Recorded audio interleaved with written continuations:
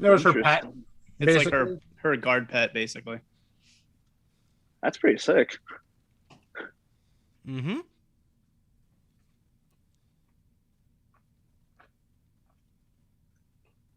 I think the biggest thing out of that too is Morgor befriended it, Yeah. so now they're besties. Mm-hmm. You guys let Morgor befriend a giant hole in the ground. Think Sarlacc pit kind of style. The more friends Morgor has, the better. I've had worse exes. Got it. All right. Can't hate that. Can't hate.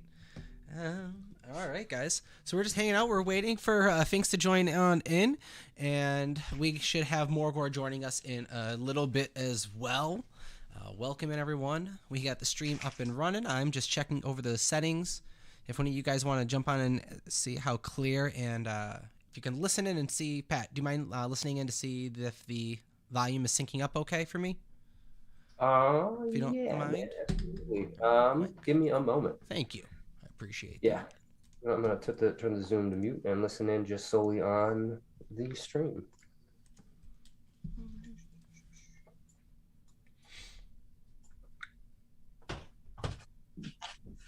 All right. Hit me with it. So what's going on, guys? We have a nice clear camera going view. We have had some testing going on to make sure that it is lining up, and it's going to be giving you guys the best value. So you're off. I'm off. No, there's an echo. If your Twitch volume is not muted. Well, There's an echo. If your Twitch volume There it is. not muted. Oh. Now it should work. Yeah, so how about now? I mean, if you should be listening in, there you go. You're just listening in. We did a little bit of testing the other day. You're still delayed. Hold up.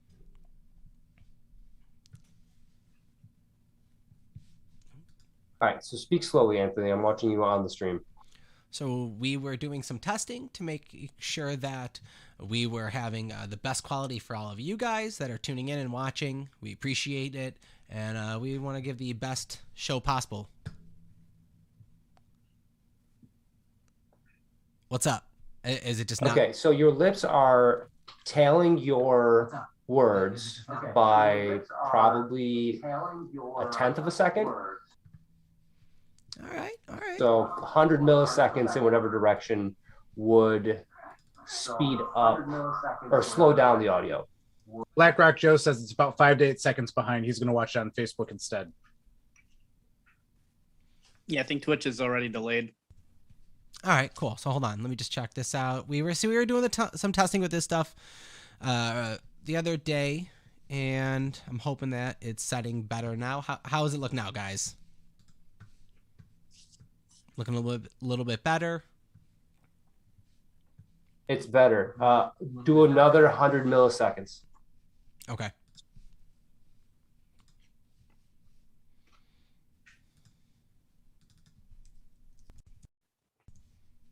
All right, so I jumped it up a bit. Hopefully it's working a little bit better now. I'm pretty sure it was set around here when we were messing with it. This was one of the settings we had it at. Pat, is it lining up okay? It's looking really good. I would say go 50 milliseconds more in whatever direction you were going, and it should be good. Go 50 milliseconds more. All right, we should be right about here. I'm hoping that everyone else is lining up. When you're watching it, I'm gonna let Mark talk a little bit to make sure that you're synced up for it as well. Sure. I've got the monster cereals behind me because I think the. So I'm watching.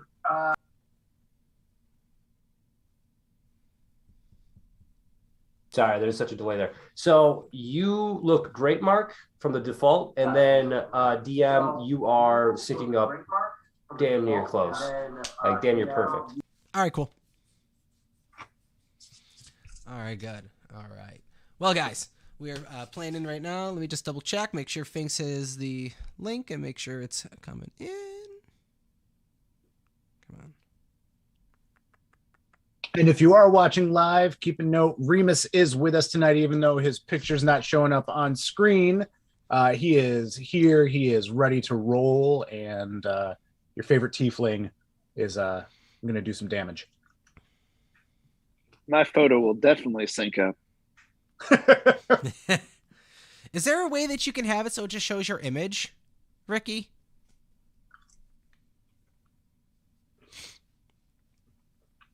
Does it not show my image right now? Not on Twitch. On Twitch, it's just the four of us.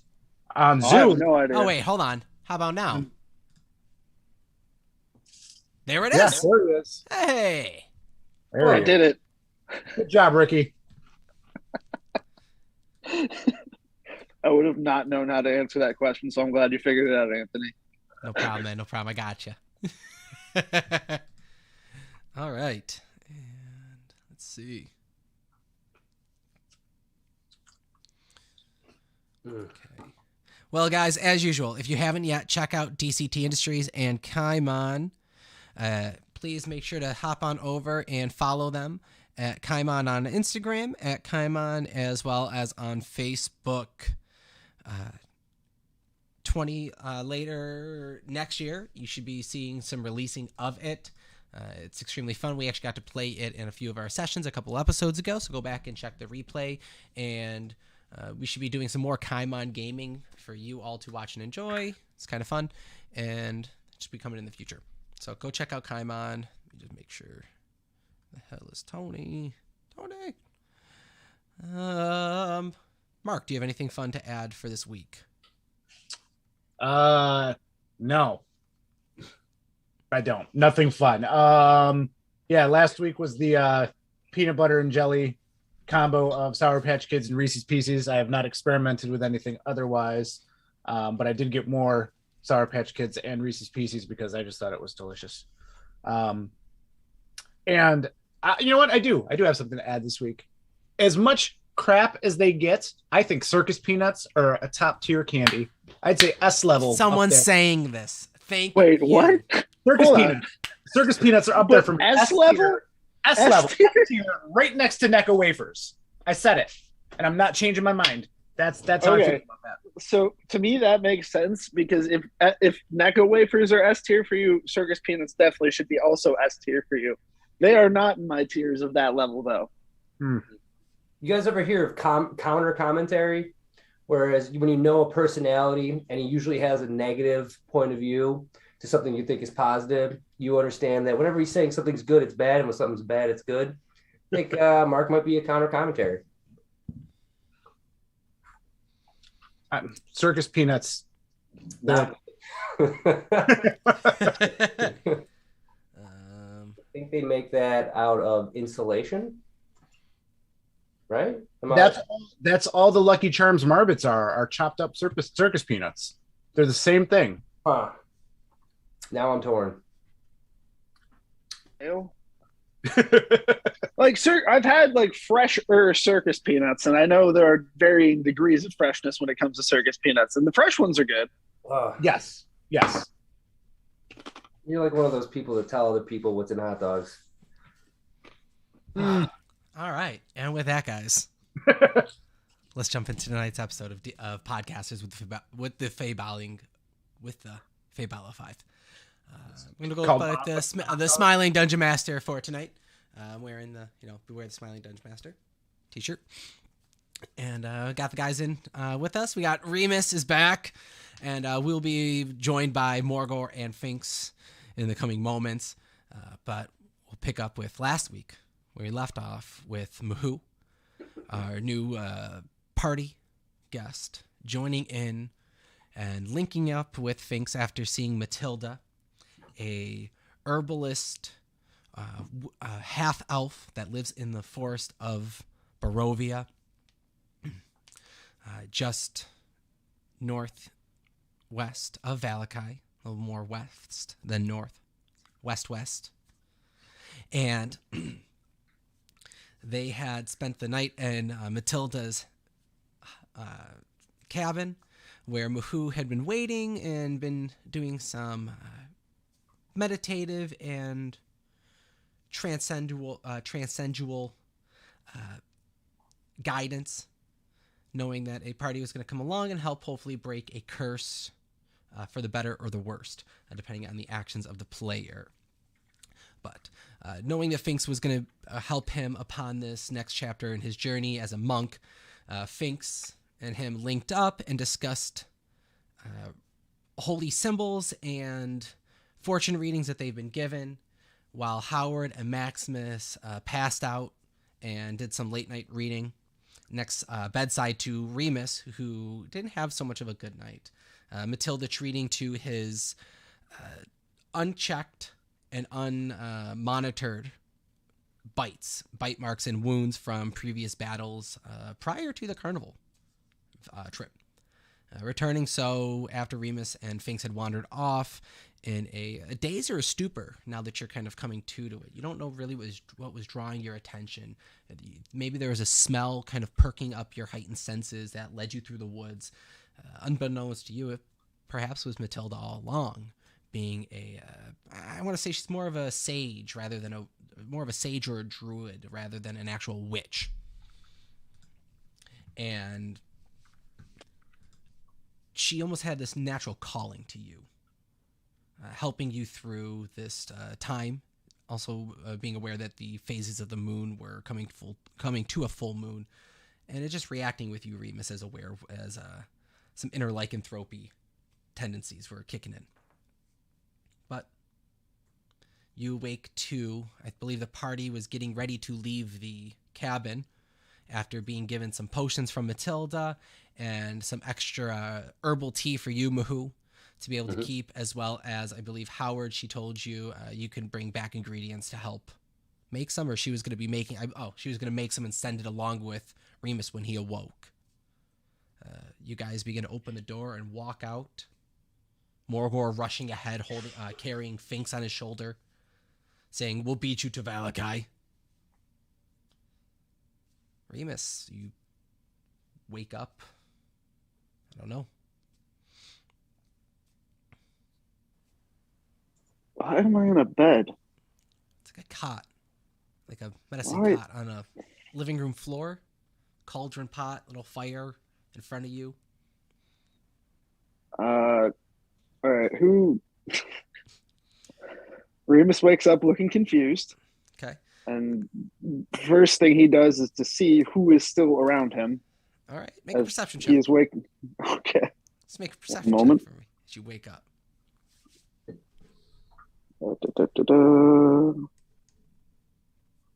All right. 19. Okay. I mean, you're pretty used to being observant from all orientations of the body and sight. You see that you are upside down in a living room, kitchen-ish leveled of a cabin. You see Howard. You see an upside down Howard standing by a doorway next to Maximus. They're in their usual garb. There is a pale-faced brunette, half-elf-looking woman. You can see her ear tips are poking above the hair parted through the back of her head. She's currently actually wearing, we'll say, a blue-looking dress that's a little dirtied up, more or less so from age. She looks down. "Good morning, Remus. My name's Matilda." And beyond her, you see Mahoo. Pat. Do you want to describe yourself? So you see a Orokian, which we've kind of gone over. I don't think you have in your land. Well, there's Sphinx. And an Orokian is a half Minotaur individual, but this particular Minotaur clan was bison. So it's half bison, got an elongated snout, big head, 7'10", traditional garb robes or monk robes, as you would probably imagine it. The only deviation is that he is kind of lovingly wearing a black cloak that kind of looks like dusty feathers on the exterior and kind of dull like midnight on the interior. If you did know what an Orokian was, he would have ever so slightly more feral features. The group has learned that Mahoo suffers from a new disease of lycanthropy curse, and he has spoken with Finks and wants to work with him to get rid of it. So that's where he's at right now. Although I don't know if the DM wanted you to know that, but I may have said too much. But that is Mahoo. So, you see this large bison bipedal. How tall? 8 feet tall? 7'10", 415 pounds. My God. He's a big boy. Things got taller. Fink's here. Is he? Oh, hello there. Hello. Remus, welcome. I'm My Mahoo. name. That's never good. Oh, yeah. Hi, Mahoo. I've actually been concerned about you. I've seen your head bounce off that bench more than 3 times in the last night. So, Wow. how are you feeling? Oh, confused. Actually, no, I feel like I shouldn't be confused at this point. I wake up in different places a lot now. Last I remember, we got out of the carnival in time, and Finks and I had wandered somewhere with this. Finks, what did you do? Finks did nothing. Finks got us all safe.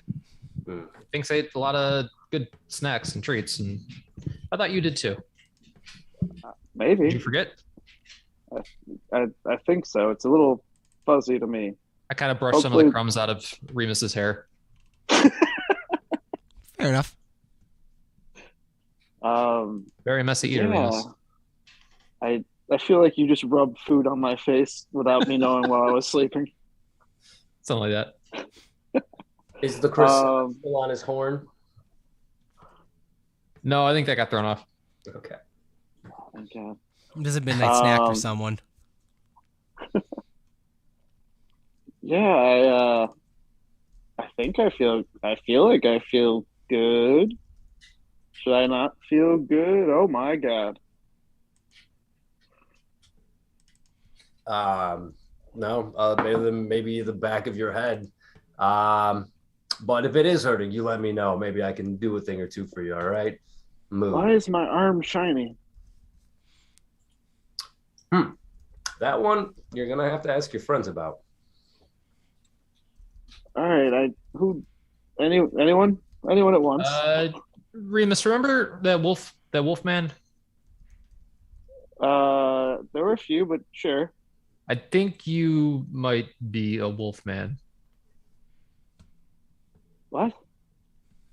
Yeah, I think you might be a wolf man now, or becoming one. I have a question for the DM. Yeah. Is this my arm with the $sign on my hand?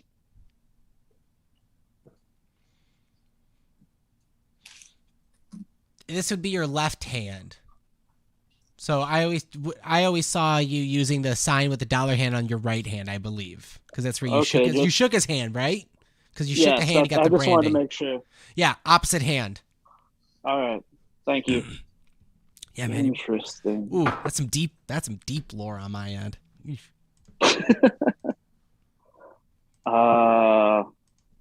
But how? I don't know. I think they lick you or something. What was it, Mahoo? Probably bit him if I had to guess. Bit, yes, bit. But nobody bit me. Did you bite anybody? Kind of works both ways, I think. You can make a history check if you would like to. Who? Mahoo. You say insight or medicine? Oh, I'm sorry, not Mahoo. Remus. Oh my God.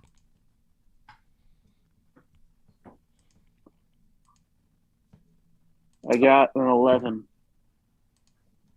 Okay. You do remember, I mean, you have fought werewolves before, and you did get attacked pretty bad when you guys were jumped along the path, I believe, with Azoth the first time. There was a glowing red beam. Or was that Maximus during that, when there was a glowing red beam and you guys got launched and hit with the fireball? I survived the fireball because I'm impenetrable by fire. But during that fight, you took some damage and you were up close with a few Yeah. of them. We'll see. How long have we been here?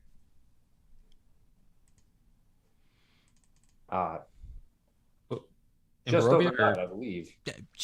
I mean, Barovia is a great question too. Actually, how long have we been in Barovia? It always feels like months, but it's probably been days. Move. We walked a lot, and then we were in the carnival for a while, and then. Oh, I know what this is.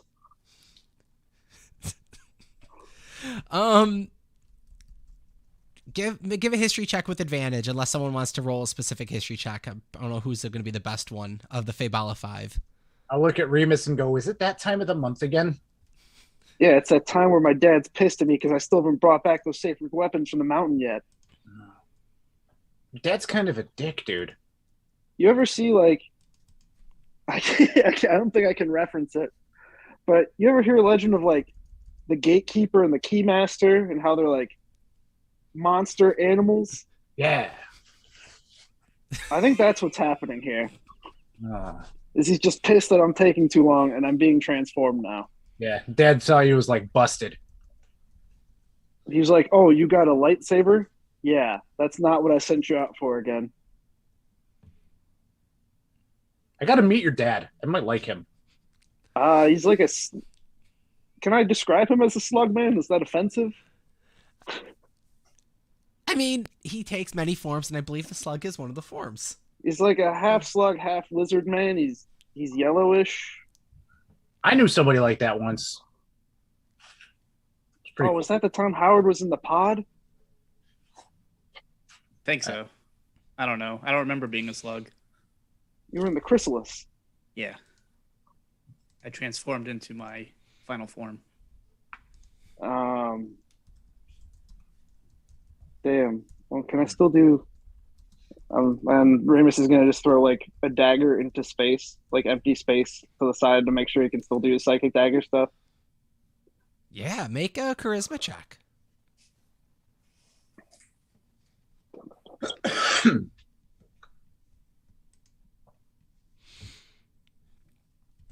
Nine?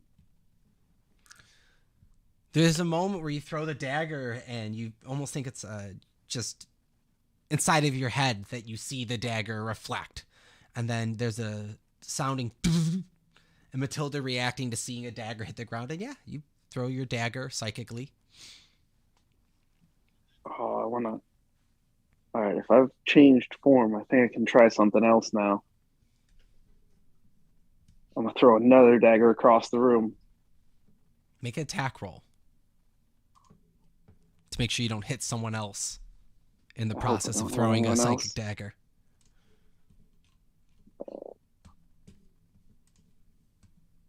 25.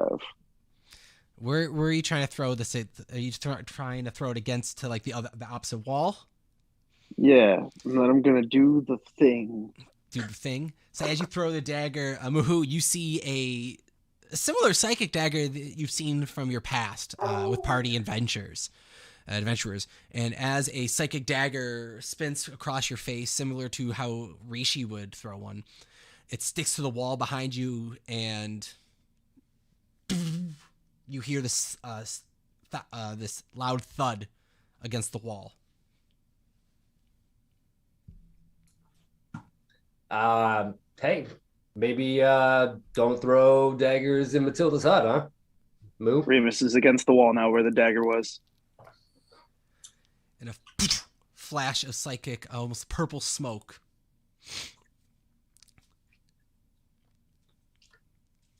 Is that a wolf power? Sick.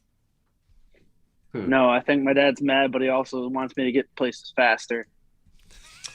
Oh, speaking of getting places faster, there's an amulet that might be able to help you, Remus. What do you mean? It's in a lake. I know it's not a sword in a mountain, but amulet in a lake. It's kind of I like mean, it's kind of like an upside down mountain. Wolves. I'm sure it won't hurt. But we should move quick. Is In the it morning. by here? How many days was it? 1 day, couple One hours day. away. Yeah, it's like a couple hours away, I think. Full Yeah. moon is 3 days away. I think he was talking about the lake. We determined it was The lake? 6 squares away. The lake. Oh yeah, it's like a couple hours away. I mean, I guess if it's close and I don't. Wait, are the mountains? Where were the mountains again in relative to here in Barovia? We're far, aren't we? We're far. I think Yeah. so. They were south of wherever we were heading, and I don't know where we're at now in relation to that. Oh, I guess the lake is the way to go. Did I miss anything else while I was sleeping? Morgor was here. Yeah, Morgor, I Wait. think, is killing some trees or something. He's making Um, friends. He's making friends with trees. Oh, I could have swore he hated trees. I'm glad he's making friends with them now. So yeah, Remus, I did try something, but you attacked me in your sleep. So if you don't That mind, that checks out. No, Yeah. don't do it. Whatever it is, it clearly didn't work. well, I mean, now that you're awake, I'm hoping you won't attack me. What do you want to do? All right, I'm gonna walk up to Remus and take out my dagger and try to stab him in the middle Oh. arm. No, I don't like that. I'm going to back away from that. I mean, Howard, how far are you gonna take? Are you come after the arm, or if Remus is back? Yeah, no, I'm straight up going right up for his arm without saying anything. So he's just gonna see me come out with a knife at him. I'll say make an attack roll unless something's gonna intervene. Nope, it's a 10. Can I look at like Maximus and be like, "Is this normal?" This is normal. Oh, This happens all the time. so just do nothing then. Just watch. Okay. Get your popcorn ready. All Don't have right. Are we going to the lake now? I don't want to be stabbed. But dang it, Remus, hold still. I'm going to keep dodging. Just for shits and giggles, Danny, Yeah. make an attack roll to see if you can hit the rogue. I did. I rolled a 10, so no. You know you're never going to get him, Howard. He's quicker than you. Okay, fine. It was just an experiment, Remus. It's nothing personal. Which is it? Like the weird creepy dagger? Yeah. I was gonna see if I could No. try to drain the power out of your arm. But I thought you can't use it because you can do magic. Yes. Isn't that?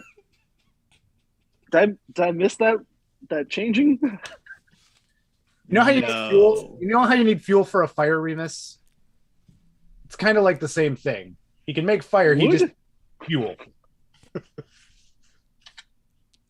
You see like this weird twinkle in Howard's eye right now, like, yeah, what he Is this said. still because of the coat underground?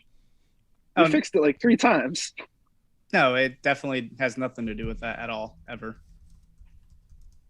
I tried to save you. I It was appreciate either it. you or the coat.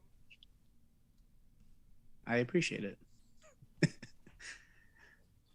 All right. Yeah, I guess we can head out to the lake. What time of day is it, DM?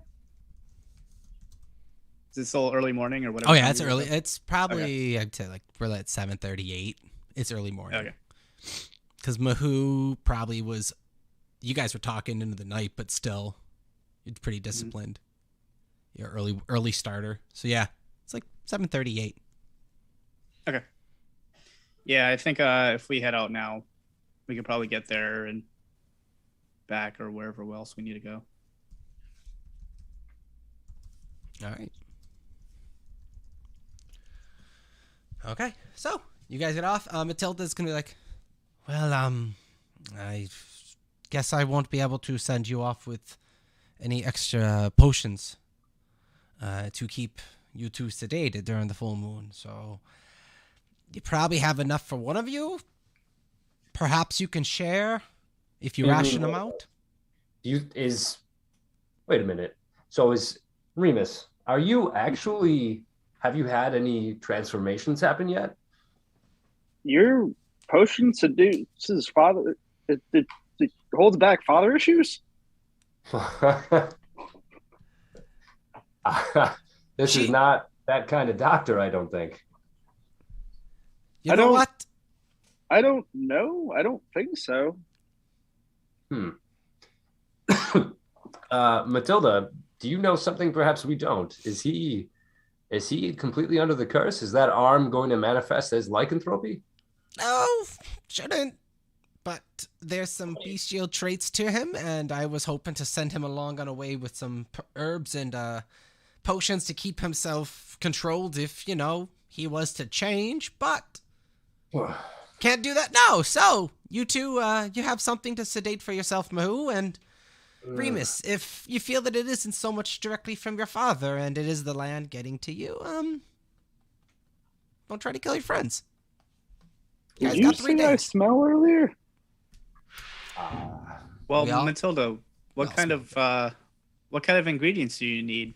Maybe we can find some along the way.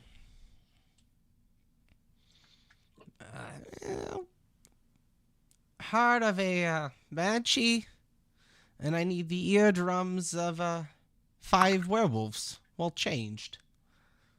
It's a bit Is that 5 individual eardrums, so 2.5 werewolves, or are we saying 5 times 2? Oh, 10. Okay. Numbers. 10 werewolf ear, like fully changed ear, so no. Not the best counter, but Yeah. That seems like a lot for one thing.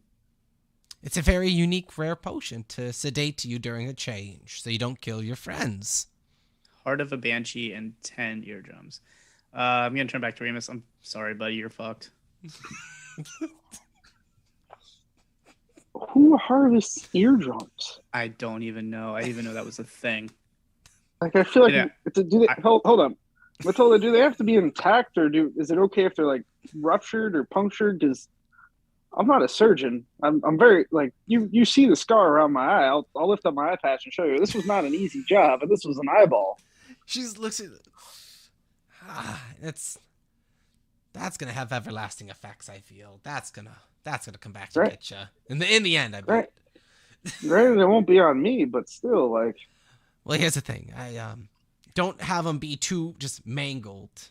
I mean, if you find a way to at least bring me the severed heads, then I can work with it. Bring me the heads, and I can serve. I can get the eardrums themselves. Do you have a bag I could keep the heads in? Well, I have my bag of holding. Yeah, but I don't want to dirty your bag. Yeah, no, I have some good stuff in there. Make a persuasion check.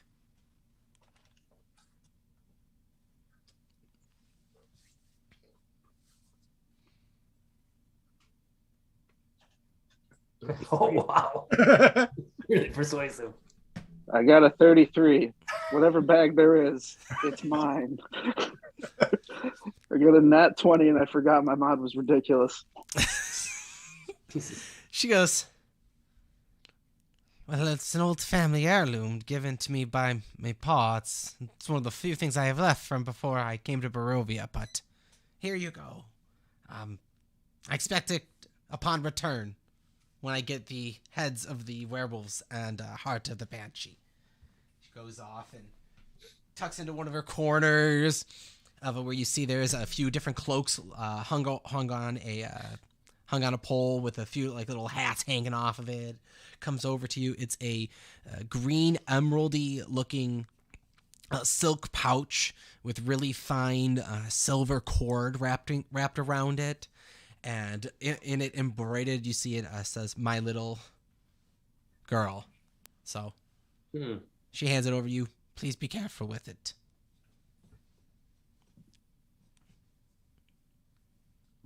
I hope I make it back with it. I will do my best. We travel dimensions a lot. I'm just being upfront with you about your family heirloom. You're the one I'll make sure it finds its way back. There you go. All right. Well, be on off and get me that by before the moon rise on the 3rd day. So. Yeah, I think we can make it back in 3 days, hopefully. The amulet or the heads? The heads. Oh, yeah. Unless you get the amulet, then you just remove the curses. Well, the amulet's like a couple hours away, right? So why don't we just get that and be done with it? We don't have to worry about the heads. Well, we'll try for both. I feel like we need to give her back the supply she's already given us too. Yes. Also, do you know where a Banshee is nearby? Like, Let me make a check. No, that's why it was going to take me a few days to try and wrangle one up.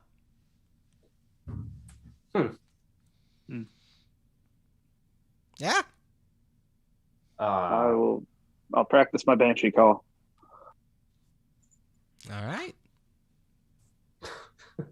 Ooh, wait, can't do that clip. Just picturing Cartman right now with my towel call. Bleep, bleep. Bleep, bleep. All right. So, you guys head off and make your way out onto Old Svalek Road. Svalek Road. Alec, I do my thing before we actually take off behind the house, make my little symbol, and then... Oh, yes. You did do that. Yep. Which you bluffed your way over, and everyone believes that you are taking a whiz. Mm-hmm. So, what are you guys doing? Oh. So, Mr. Magoo, you said the Blake has the amulet. We just need to find it. Do you know the way to get there? Like, do we just follow this path, or All right. So how familiar are you with it? I know the path. I know the path well, but you're wrong twice there. It is Finks that should know about the amulet, and the name's Mahoo, not Magoo. Yeah. We'll work on it, though. I'm sure you're trying your best. I mean, you wouldn't be purposely messing that up for any good reason, I'd assume. Oh, yeah. No, definitely not. That's my fault. I'm sorry, Mr. Magoo. No, it's okay. All right. So, Hey. Finks, go ahead. Yes. We can lead the way, I guess, right? Yes, Sphinx knows the way. And Sphinx Okay, will start cool. walking towards the lake. Okay. All right. Remus will casually nudge Maximus and be like, I like this guy. He's fun. All right. Who wants to make a perception check and survival check for me? I'll do perception. Okay. Survival. 11. All right. 23. Okay. Survival 11. Yep. I mean, you were pointed the direction of the road to travel along, and you're coming up to a crossing that I believe you guys had already come up to, where there is a pathway that starts cutting down south into the direction of a mountainous range, and there's a path that cuts more of a southwestern direction that loops over in the direction of where you're told to be a winery. And you look up and you see the bridge off in the distance. So you're leading the party that way. Yep. Maximus, with your very, very high perceptive roll, you hear in the distance, Morgogora Valakai! As he's running far off down, and just a loud scream. Just hear it echo. He's gonna make some friends. Yeah. We'll see what more happens to Morgogora and Valakai. It can't go bad, right? All right. So, you guys are walking down the road. Anything you guys are looking for? Anything you guys wish to discuss? Or is it going to be a silent trip to Valakai? I'm gonna try to talk to Finks. Yes. So I'm gonna be in the back with him. I assume I'm gonna go. Finks, hey, first of all, please don't charm me again. I just want to get that out there real quick. Got off on the wrong foot. Maybe it was the right foot for you. I don't know how you interact socially. It's been awkward this entire encounter so far. You guys are strange, but that's besides the point. Moo. So what is it you were told was at Lake Baratok? The amulet seemed to have some sort of ability to The amulet break the portion. curse. Yeah. What else? So I'm actually not gonna pull out the my trinket because I don't want him to charm me and try to take it again. So like when I got my trinket, I had to go through the den of werewolves and endure a curse of lycanthropy. Has anybody told you anything else about this place? No, no one has told me anything specifically, but I know this will be a trial. Between you and I, Finks is afraid of water. Oh. So this will be just as hard for me. Oh, I can help you with that. I can actually run on water. If you got any water in our way, Finks, you just jump on old Mahoo's back. I'm going to get you across that water.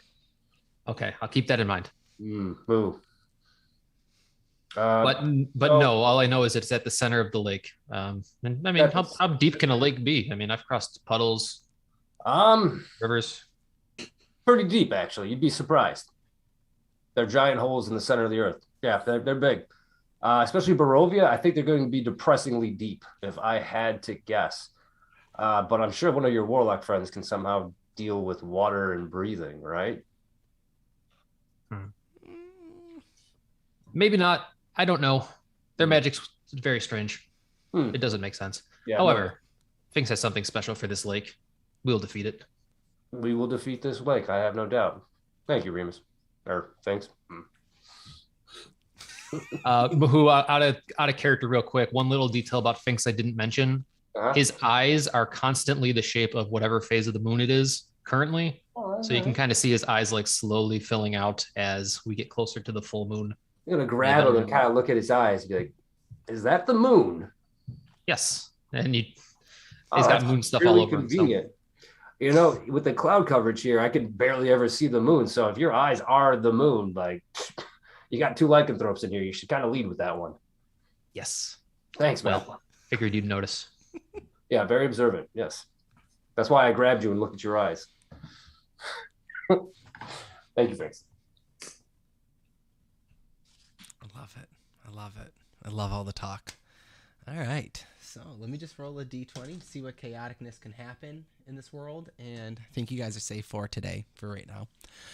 You guys approach the Luna River crossroads. There's the trees just very ominously just... You hear the wind and the mist almost come from the sides as it kind of just starts to billow out ever so slightly at times, almost clawing for you. And you all just, you don't like walking through Barovia. It's not exactly fun. And the first 20 minutes, you guys are engaged in conversation, and then you start to pick up on the quiet morning. It's a little nip to the air, and it's a bit chilly. There's a crow occasionally.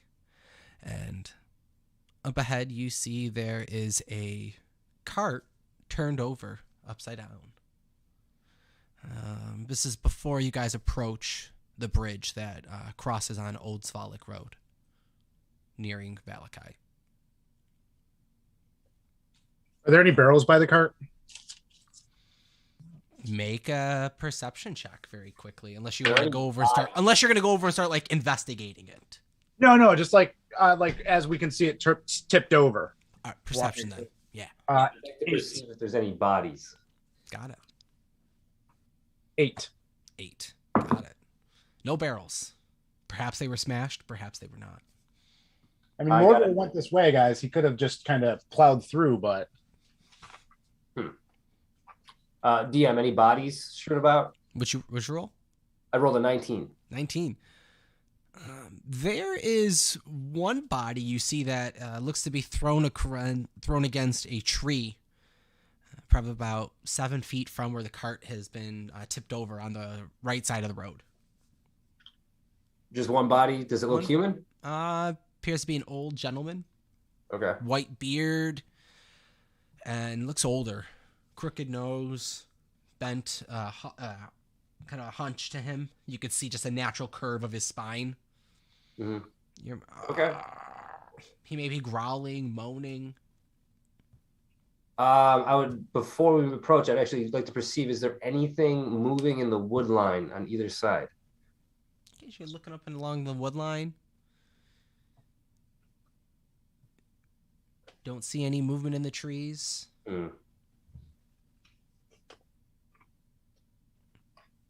What are you guys doing? I'll let you guys kind of take the lead on this one, since I don't quite know the dynamics of the group. I looked to the group to see if they're making any movements. Finks is going to cast Pass Without a Trace on the party. Okay.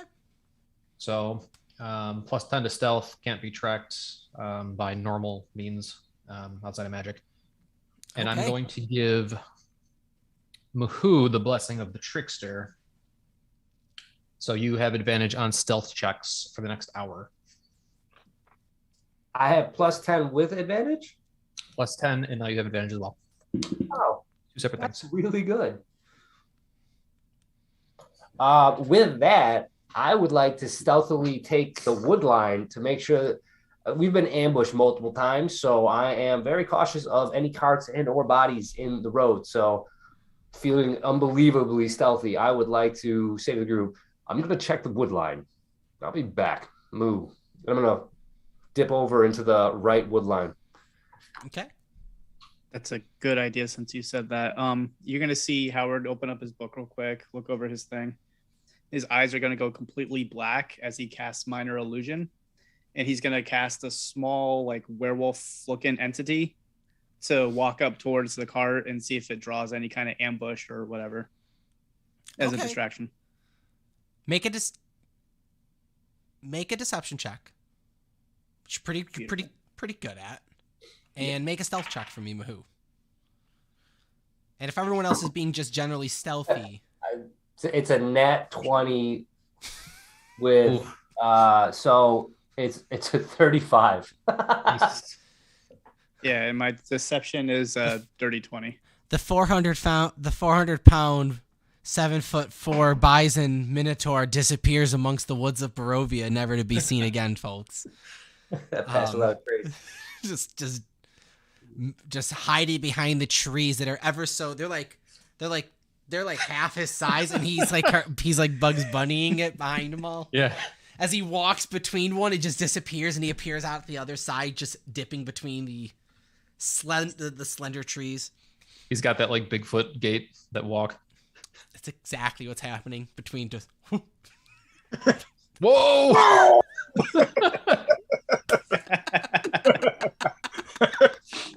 For those listening, Muhu just performed a very real life stealth check and passed with flying colors. All right. So while this is happening, what's your passive, Muhu, real quick? What's your passive perception? My passive Muhu is 17. 17. Mm-hmm. Okay. As you're walking beyond the trees, with the great deception of this false werewolf walking, you hear a and then the snap of a tree branch behind you, probably 30 feet away. So if you're looking at the I'd say, Muhu, you're about 10 feet from the carriage off into the trees. And if you're looking at this cart that's been tipped over, if that's your 12 o'clock, you heard this sound probably from your 5 o'clock. Okay. So yeah, that was weird cardinal direction, not cardinal, but like, so clock direction. You say that the 12 o'clock is the cart, so yep. 5 o'clock. So the group right now is at my 9 o'clock. Yep. Okay, and this is, how far behind me did that sound? Maybe 30 feet. Oh, that's close. You don't see any. Do I recognize that? Make a history check. All right. Roll really high. Oh, well, that's not bad, actually. So 16 plus 5. It's a 21.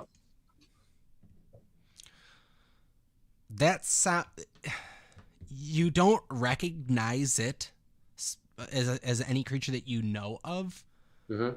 but there is almost something aberrant to this creature. Ooh, is it a banshee? That'd be convincing. Not a maybe it's a you have never fought. I don't know. Have you ever fought a banshee, Muhu? No, we haven't run any banshees. I'd say this could be a banshee, but you don't know if it is a banshee. You don't know. I would like to hide. I'm going to hide, and I'll make an action if it moves closer in the direction of the cart. Okay, I'll say this one: the monk hunter instincts into you, because I'm not going to make you roll another stealth check because you're already more or less hiding. you begin to shift your body weight to hide realistically now between the big some of the thicker trees of Barovia, and you pick up that the sound that you heard as a creature, it's not coming after as a direction point. It's focused on the cart. Okay. All right. So you're hiding. Maximus, with your really, really high perception roll still, I'll say you heard the snap of the twig about 50 feet or so off to your right into the forest. What time of day is it? It's like morning. Morning.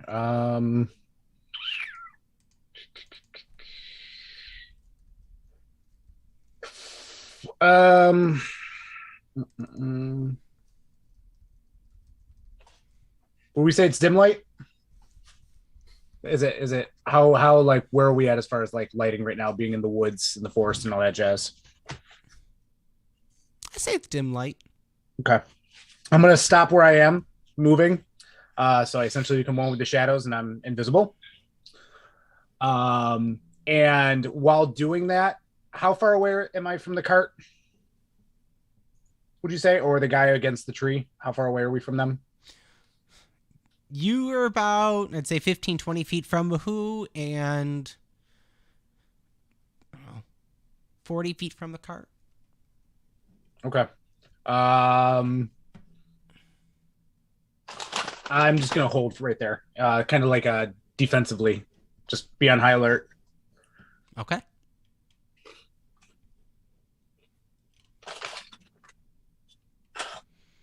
All right. Defensively, is anyone else doing anything during this? Just stealthing. Stealthing? Okay. Stealthing.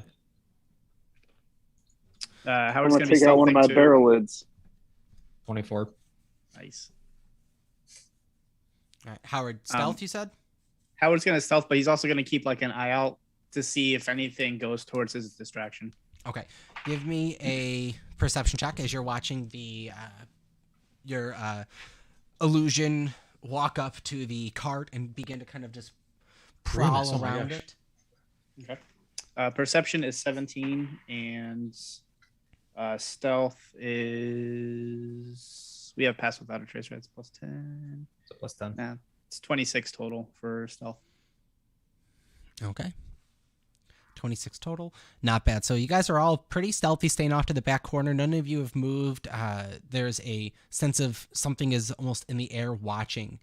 And Howard, as you're seeing this illusion of a werewolf kind of come up to the cart and sniff around it, there is a sudden shudder from the man's body that's laying on the ground. And there's a... From the sucking air sound that Muhu you had heard, you all hear now up close as this ghastly-looking figure rushes from behind the tree and bursts through the man's chest as he is white as snow. His face, the color drained from him. This shadowed creature appears up in front and then disapparates.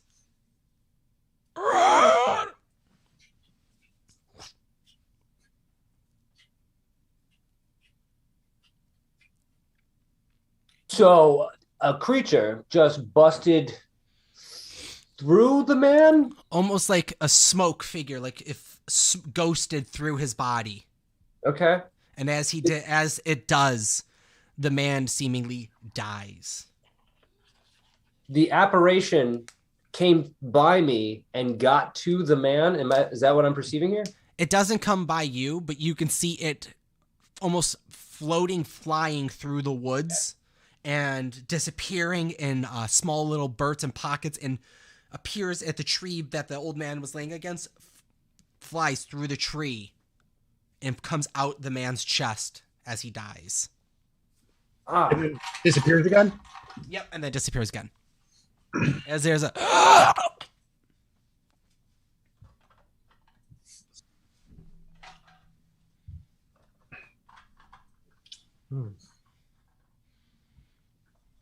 With that, I'm going to like you all to roll for initiative because no one's acting on any actions. I'm the world's stealthiest barrel. Keep them held. Because you're rolling with the barrel, I'm going to give you advantage. If Ricky, you want to elaborate and let Mahoo know what's happening with the barrel. So Mahoo, I've got this magic barrel lid that has a couple charges that, when I choose to put it over my head, it creates the illusion of a barrel around me. Okay, that's something else. So what do you do with that? Like a shield. Hide. You know what? Yeah, I'll find out here shortly, I'm sure. I mostly hide and then pop out of my imaginary barrel. Yeah, my last psionic tiefling, or I should say psionic rogue friend, liked to hide a lot too, so I'm sure you'll make great use of that. I've just been getting a lot of random cool stuff lately and just trying it all out now. Well, if you're willing to carve out your eye, the world is your oyster, I feel. It's true. You know what I really want is those wolves from episode 1. Someday I'll go back and get them. Someday. Different wolves, Mahoo. Yeah. They probably already had like 3 generations by now. Yeah, at this point, I'm just not a fan of any wolf, I don't think. That's fair. I'm just getting the terrain set, guys. Give me a moment.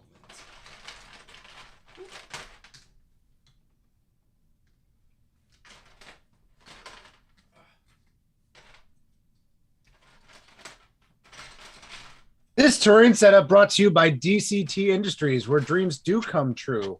Check it out in 2022. Kaimon is going to be live in full effect. If you like the intense action of Pokemon games, but you like the terrain and figure aspect of Warhammer and tabletop games, you can combine those two things together like the awesome sandwich that it is and ingest and enjoy the love of Kaimon. Yeah. Check out Kaimon. Hey, Mark, where would one find Kaimon? To the best of my knowledge, Kaimon will be available at most locally owned independent gaming stores and available for purchase online through the internets. You can find them on Facebook at like Kaimon Tabletop Gaming. And there's some dots and some underscores. Search for Kaimon. You'll find it and you'll love it. DCTindustries.tabletopgaming. See, there's some dots in there. There are dots. Tabletops. Triceratops too. Be the first of your friends to have it, and you'll be looking like Smug Whale. That's right. That's right.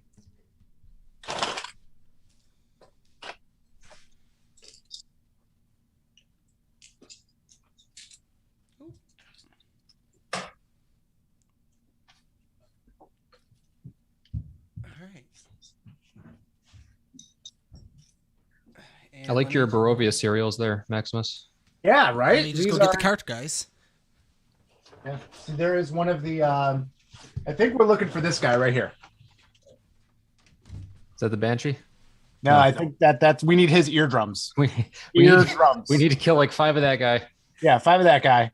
Hopefully we'll not run into any of this guy. I But think we could just take his base, and I think that would serve as at least 10. right. The bass drum's 1.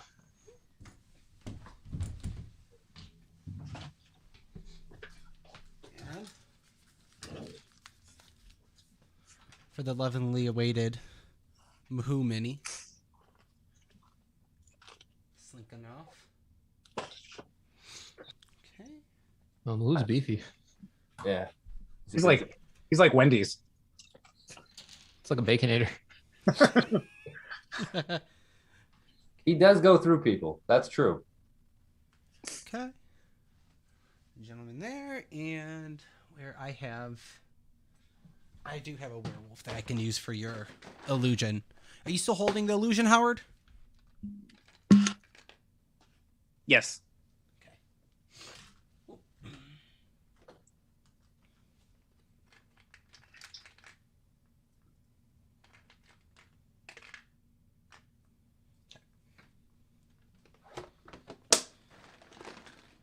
All right. Yeah, actually.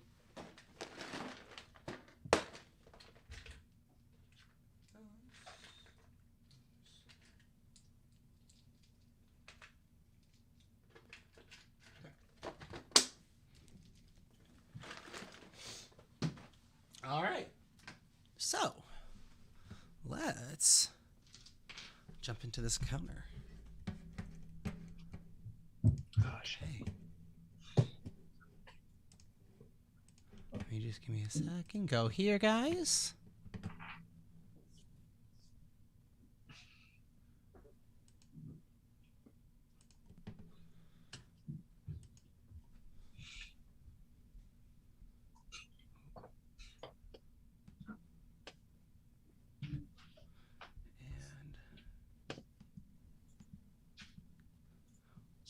This encounter build is brought to you by TCT Industries. Okay.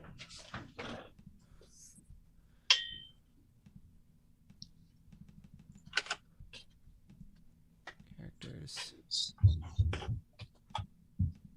Okay.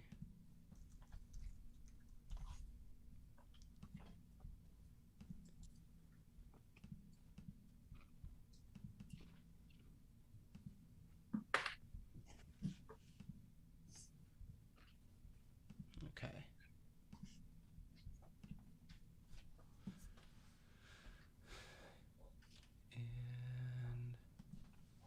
And there we go. All right, initiative. Howard, what you got? 11. Remus. I also got 11. Finks. 4. Guys. Who? 18. Thank you. No problem. Maximus. 15. Okay, there we go. There we go. Okay, it's not bad. All right, top of the round. What do you do, Mahoo? You see the last known location that you saw the spirit, specter, whatever it was, pop out of the ground was here. The guy is up by the tree. I said. So we'll say this tree right here. Let's say this tree right here is where he was laying. And the thing appeared over here and disappeared. I would like to retain my stealthiness, and I would like to skirt the wood line to see if the old man who you said was clearly dead is not clearly dead. And I'm going to stealthily try to make my way through the tree line down and around. All right. All right, use your turn to do that. Okay. So how close do you want to get to him? Do you want to go right up on him? So I got a lot of movement speed, 60 now. It's gone up quite a bit. So I'd like to use however much I can to get about 10 feet away from him and take my time. Can I perceive anything? I'm looking for, that's clearly a spirit. I'm looking for a shimmering essence in the air. I'm trying to see, is it colder as I've gotten closer? Any of your typical things. Perception or survival? Let's go perception. I'm feeling extremely perceptuous today. No, I'm not feeling extremely perceptuous today. That is going to be a 9. Okay. I mean, the air is cold. You do hear the occasional the crack and snapping of sticks and twigs and branches off of trees, it sounds. Is it real close, or how is that? One of them was close to you, probably 10 feet behind you. 10 feet. Ooh. And then the next one you heard was up ahead, maybe 50 feet. I would like to... I have to use a spell in order to prepare it, correct? If you're preparing, so you're going to charge a spell like a fireball. You use that spell slot to hold it. If you don't cast it, the spell fizzles wasted. Okay. So Mahoo, he hears things. I'm going to hold my position with darts. Is the old man dead? From about 10 feet away, is he... Medicine check. Medicine check, I love it. Okay, that is 19 plus. It's a 26. He appears to be dead. All right. Any last bit of breath that he had appears to have left his body.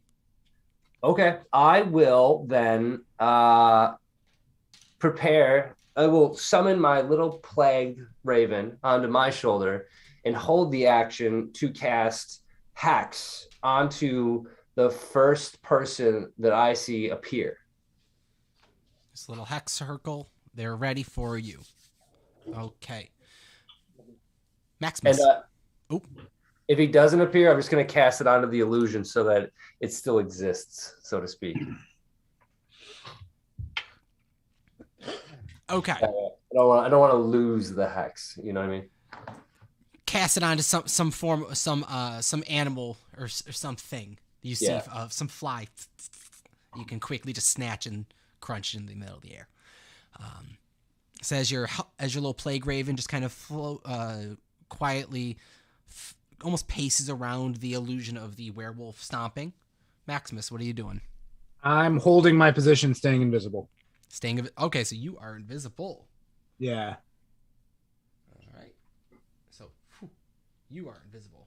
Yeah, and I'm just gonna hold. I've got a cantrip ready at the ready if I need to cast it if something comes awry that I've got something in mind for. So I will hold that action. All right. Howard, Remus. Howard's gonna go. I guess was that towards his left. There's those woods up there, the trees. Yep. Yeah, so he's gonna move over there stealthily. He's gonna stealth behind one of the trees, and hold an Eldritch Blast until something appears. Eldritch Blast. Okay. Eldritch Blast. And that's it. So I'm stealthily in a barrel right now. If I... Oh, hold on. Oh, thank you. Your barrel. So can we see the Banshee thing, or is it just there's nothing there right now? There is nothing there. The die is purely a marker. For where we last saw it? Yes. Okay. I am going to... Oh my god. Yep, that's what I'm going to do. All right, so I'm going to I'm going to go on my side, face my legs towards like backwards away from the cart and where we saw the Banshee, and try and roll my way to the rock and the log as stealthily as possible to make it look like a barrel just fell over and is rolling. Make an acrobatics check for me, please. Okay. Love it. Acrobatics. And you want it to roll in the direction of the cart? Yeah, well, like I want to end up by that, like the rock and the log end. I got you. Skills. I feel like when you watch a movie and 24? turn off the CGI. Okay. You, Maximus and Finks and Howard, you see the barrel off to the side, sitting in front of them, just knock itself over and begin to roll over to where the log and the rock are. Oh man, it would be even better if to everybody else except the party, he looked like a barrel, but we just saw this tiefling with a giant circle on his head, just kind of like flopping around. Yeah. Question about this barrel. Yeah. Does it have a bottom? No. No, that's why my bottom? legs are You see the facing feet? away from the cart. Yeah. That's There's great. no bottom, and there's no actual barrel. Like it is purely, it's just an illusion. So, Oh, were you trying to make barrel noises somehow? What the hell does that mean? Just thuds? creaky thud. No, just. I think that's enough. I was trying to stay stealthy and just roll on. It was great. Cast I'm minor just gonna- illusion. I'll cast minor illusion at the sound of a falling, rolling, creaky barrel. Okay, thank you. And I will bide my time to see what happens with this dead person and whatever spirit went through them. Okay. All right. First off, then, Howard, you watching, and I guess anyone else watching Howard's werewolf illusion, you guys quickly see this black, smoky, spectral-looking figure come flying through the illusion. And it paused for a second and it cracks its head around and disappears. I would have fired off an Eldritch Blast if something appeared. That was what I was holding my action for. Launch your Eldritch Blast. Eldritch Blast. I think I would if I was first in the order, I think I would have attempted to hex it first. Okay. Throw Yeah. Hex. Does it have to be a specific creature type, or I'm just Nope, hex just goes on to whoever I want, and then they have disadvantage. I will read you the spell, DM, just to make sure we're both on the same stuff here. Place a curse on a creature that you can see within range. Till the spell ends, you deal an extra 1d6 necrotic damage to the target whenever you hit it with an attack.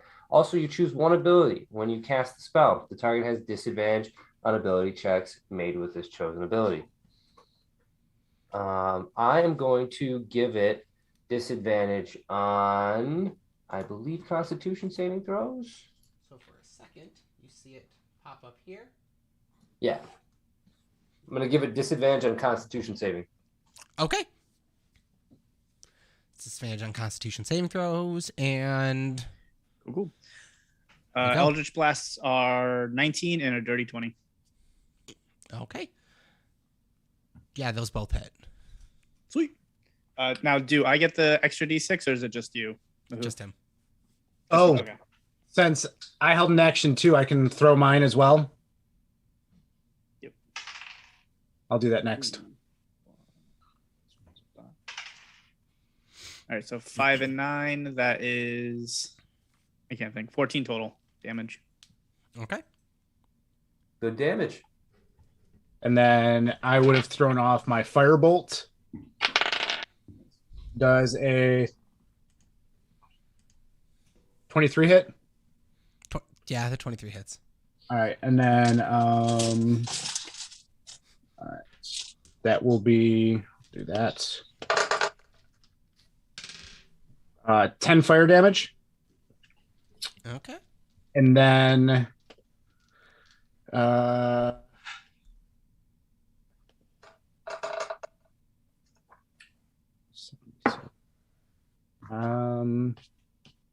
do you want me to go off of moderate or nuisance for this one? Have fun. Let's do moderate. Okay, all my silver turned into copper. Oh, I'm sorry.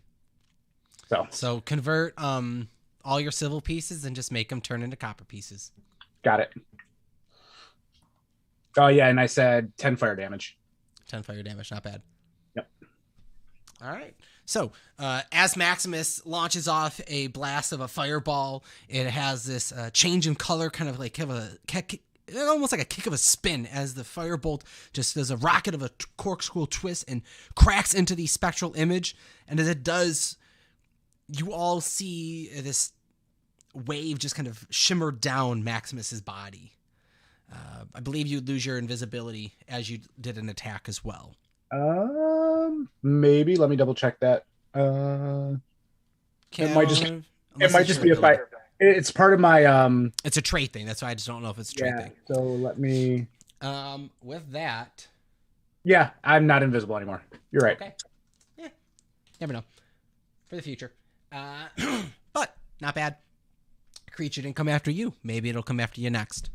The thing is going to look over at the old man, and it is going to speak. Who speaks? Does anyone speak Abyssal near it? I do. Y'all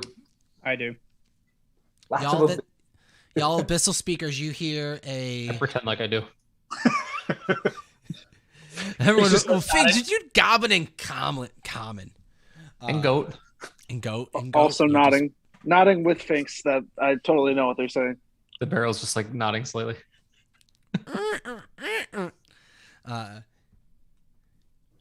You shall rise for my aid. you hear it utter, and there is a second spirit that breaks forth from the old man's body,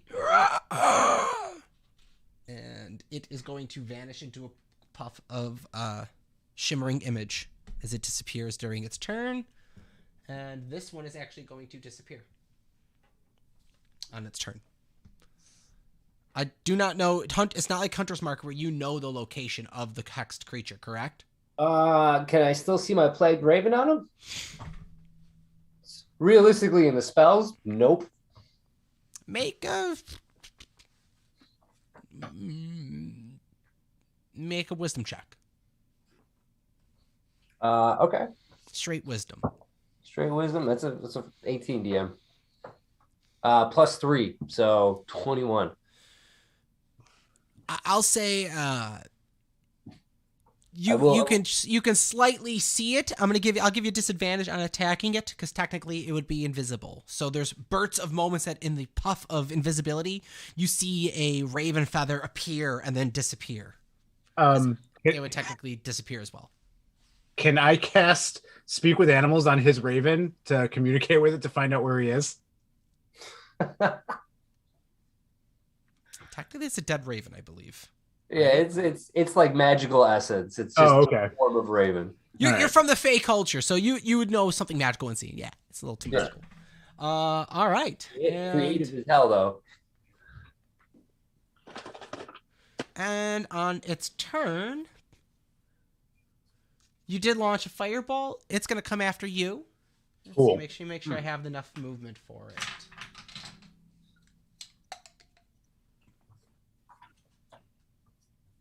Oh yeah, it's got enough movement to get to. I think I know where it is, guys.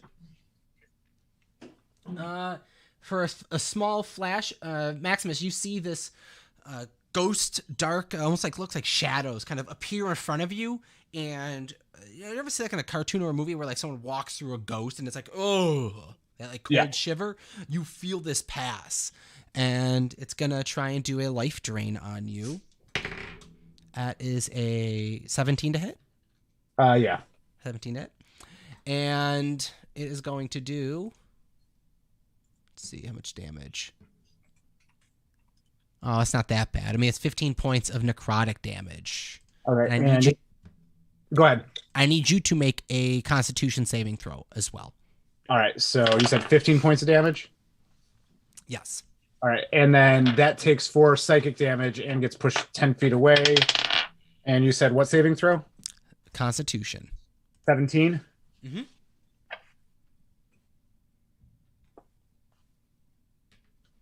Uh, 17. 17. Okay, so you succeed. As you feel this inner chill to your bone, you shudder it off, and you have the sickening feeling over you, and you've just kind of pushed through it. Nice. All right. And bottom of the round, Finks. All right. Is this thing gone? This ghost. Anything. You don't ghost see anything right now. Okay. I am going to cast the blink spell on myself. Okay. So at the end of my turn, 50-50 shot of me going to the ethereal plane. Mm-hmm. That would be that. And I am going to kind of like back to back with Maximus. I'm just going to kind of like roll around and kind of throw the shield out with the holy symbol facing out. Okay. And I will end my turn there. Begin to cast the holy symbol. Very nice. Or begin to cast the blink spell. So at the end of your turn now. Okay, so roll a 20. And that's a 6. So I do not blink. I'm still material. You clench for a moment, waiting, and nothing comes. I kind of like hit my holy symbol, let it spark a little bit. Little spark of this like moon dust kind of breaks off of it and shines light for a second. All right, Moo. You're up, top of the round.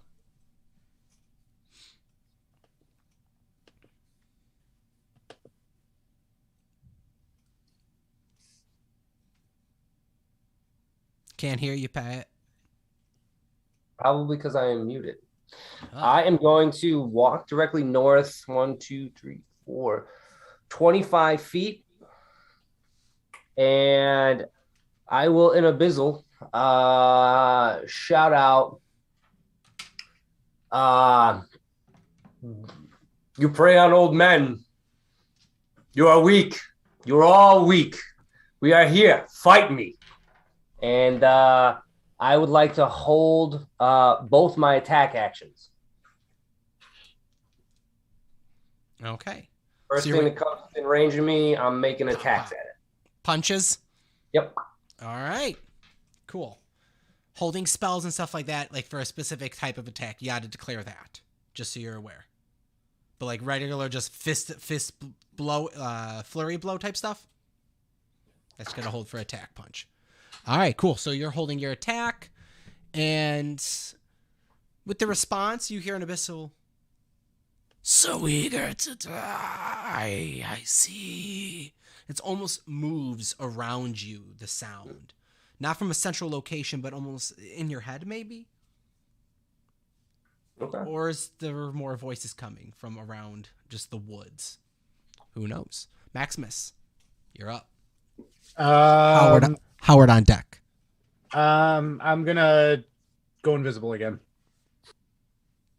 Go, okay. And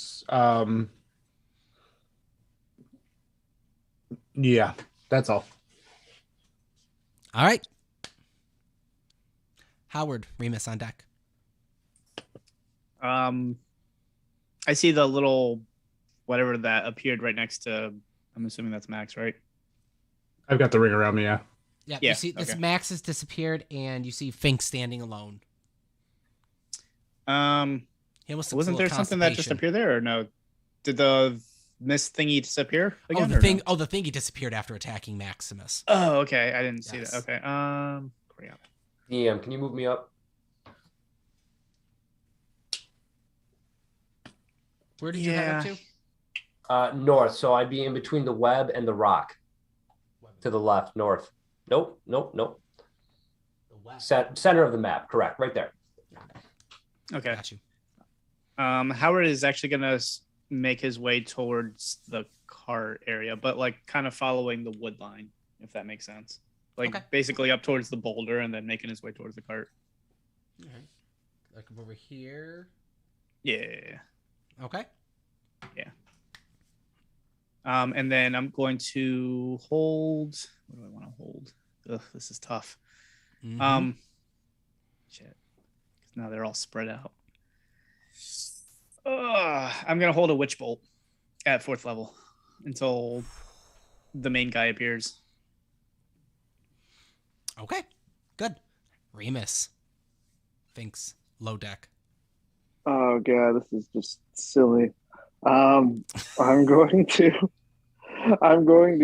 slowly tilt the barrel up so it is standing upright, and then I'm going to cast Tensor's floating disc. So now it's just a floating barrel. Okay. Floating barrel. And I'm going to move it over the log closer to the old man.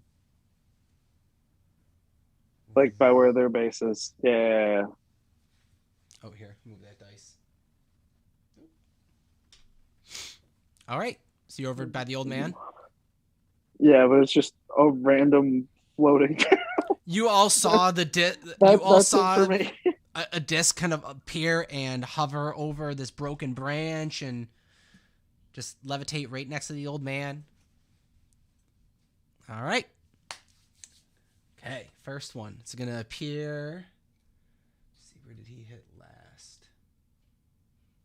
Calling him out, I'm going to say it's going to come after you, Muhu. Appear right up in front of you. And it's going to come phasing in your direction. So if you want to respond and attack as it attacks you. Yeah, perfect. But who, as soon as it starts to apparate in front of me, I go, so eager to die. And I'm going to make my first attack strike. 2 if I am allowed. I don't know if I can hold action for both my attacks. Your attack strike, holding attack. I'll say allow you to get your both attacks. Hit. Perfect. All right, so No bonus action, that kind of stuff, because your action is to hold the attack strike. that's fine. So that's an 18 plus. That hits. Okay, perfect. Yeah, that hits. So with the first hit, I will roll damage first just to get that out. So I'm doing it with the no longer silver-plated +1s. So 1d6 plus 6. So that's 4 plus 6. So that's 10 plus. So 10 magical damage plus 6 necrotic from the hex. So 16 total. Okay. And immediately, I would like to spend a key point to utilize Stunning Strike. Okay. So it's a DC 15 with disadvantage from the hex. Okay. So real quick, what was the first amount of damage? And this was silvered magical or non-silvered magical? It's no longer silver. He would have removed the Got silver it. plating after the lycanthropy. Got it. All right. And what was the number? 16, 10 magical, and then 6 necrotic. And bludgeoning? So yeah, if it still has a type, then it would be bludgeoning. Okay. Yes, bludgeoning. Okay. First hit strikes. Wham!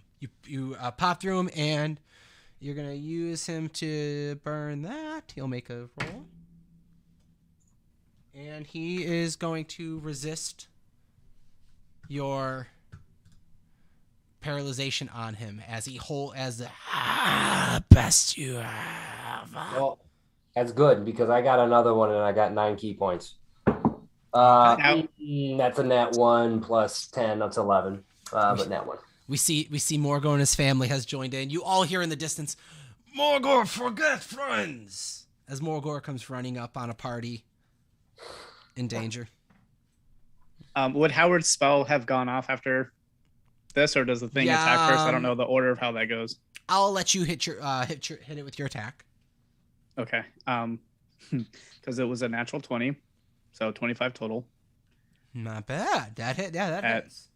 At 4th level, so damage-wise, I'm just going to use the internet dice because it's easier.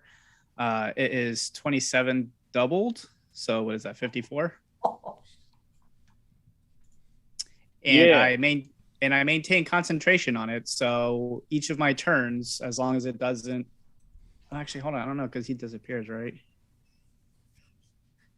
Okay, this is whatever question for you. When he disappears, does he like leave the plane of existence, or does he just go invisible? So how does so real quick, you said 54 points of lightning damage? Of lightning damage, yeah. And it's from an attack, so it is magic. And it's from a spell, so it's a magical attack. It's magical lightning. Correct. Yep. Now I can maintain it, and each of my turns it continues to take 4d12 damage, but it stops when it's whenever the thing is out of range. So that's like a technical question. When it disappears, is it like off a plane of existence, or is it just invisible? Because if it's just invisible, it's still within my range. So as you rocket 54 points of lightning damage to said spectral creature, you don't feel your spell's connection after the attack. Okay.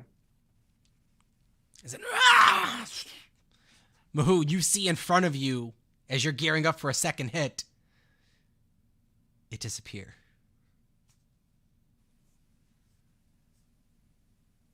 I would explain the nat 1. Okay. With that, you hear a second attack.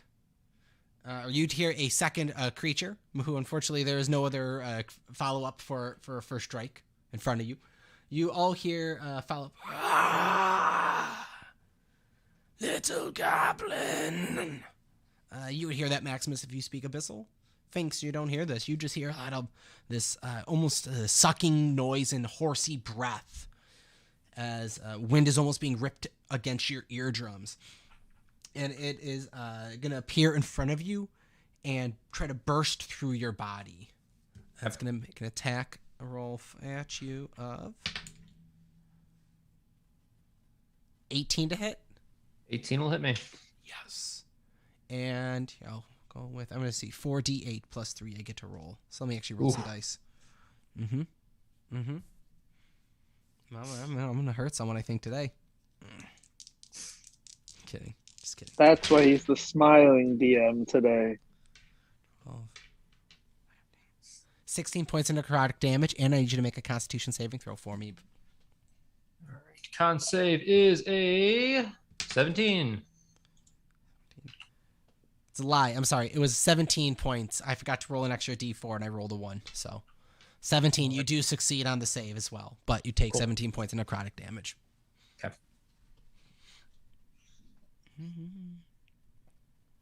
And Jeff, are you with us?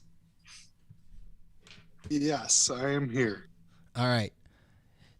Heads up. It's the Kish family picture right now for Zoom for us all. Just so you're aware. Oh, I'm aware. Morgor made friends. Morgor family. Hello to DCT. Morgor make family. All right. Morgor is going to be on the end of the round after Finks. But Finks, you're up next. All right. As the figure disappears after doing damage to you. Okay. I'm going to cast Spiritual Weapon on myself as my bonus action. Okay. Can I interrupt really quick? This is a dumb question. So I know I was invisible and I was in range. When they disappear, does that count like an enemy retreating so that you can get a reactionary attack opportunity attack? If they're in melee range of you, if you wish to make a strike, you can. With them being invisible, you'd be attacking with disadvantage. So if you wish to, I'd be more than welcome to hit it. Okay, I'm good for now, but that's good to know. No problem. More you know. Thanks. Spiritual weapon. All right, so Spiritual Weapon, I'm gonna do the big nasty bat looking thing. Okay. And I'm just gonna kind of have it like hovering around Finks, kind of where I saw the ghost attack me from. And I want to use my action to attempt to turn undead. Okay. What is the range on it? I believe it's 60 feet. Let me check that real quick. Is it on a center point, or is it like, and it's in a radius? Yeah, let me just double check that. Undead that can hear or see you within 30 feet must make a wisdom saving throw of 16. And if it's challenge rating 1 or 1 or less, it just blows up. I'm assuming this is better than that. Okay. Make a perception check. How do you channel your undead? Is there anything specific you're saying? Is there any goblin enchantments? Is there any holy symbol that you pull specifically for it? You usually don't turn undead. The shield. The holy symbol on the shield, or the whole shield itself is a holy symbol, I guess, is what it's glowing. And he's just kind of muttering some incantations in his native tongue. Nothing too special. He's reciting. If you speak Goblin, he's actually reciting a recipe for a really good beef stew. Yes. Ghosts also hate. So if anyone speaks Goblin, you guys got a really nice recipe. I do. I start taking notes. All right. Make a perception check, unless you already rolled that. I don't know. I'm just gonna roll a new one. 11 perception check. You hear 4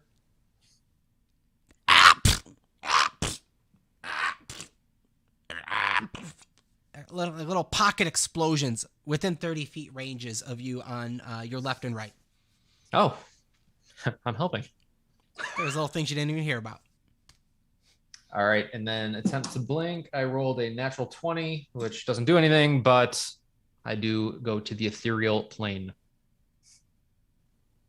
So as you disappear, and enter the ethereal plane. It's almost like in Lord of the Rings where with Frodo with the One Ring, your vision shifts and you almost see the reversed shadowed reflection world. Now, I would like to quickly look around to see if I can see this monster that we've been fighting. Okay. Make a perception check specifically for this. Nat 1. Too blurry in here. What distracts you as you're looking around for this image Blink sickness. are what you swear sees you far off in the distance, along down the path that you're traveling, but almost like you can see miles and miles down the road. You're distracted by the entire fight due to a pair of beady red eyes, of almost like a prey or a creature is stalking you from afar. You see like these like red beads that you're like, are those eyes? And that's distract you from everything else. Wait, I see that like outside of this combat? No, like yeah, like it's like something like a creature far off in the distance is watching you. I'm worried about that now. Okay. I'll keep that in mind. Thank you. But you have no idea what's around you. Barovia. Cool. Second note though. Question. So I guess just to fill the DM in on what my plan is with what I'm doing. Do I have my spiritual weapon with me on both planes now? I'd say it is just material plane. Okay. But what I want to do is like use that as a beacon essentially to show my allies where this monster is, if I can see it. Yeah, but I will wait for my turn. Because it's not like you've plane shifted to an ethereal plane and you're there. It's more like you're jumping and phasing between both at the same time. So I can still control my spiritual weapon is what I'm asking. Okay. Yes. Whether I can see it or not doesn't matter. I just want to know. Okay. Got it. Gotcha. It's not like you're teleporting for like every 6 seconds. You're like, holy shit, what's here? All right. You guys see the little, as you guys see Finks disappear, there is the little swarm of his bat. Little big fat Zubat looking bat just kind of fluttering around above him.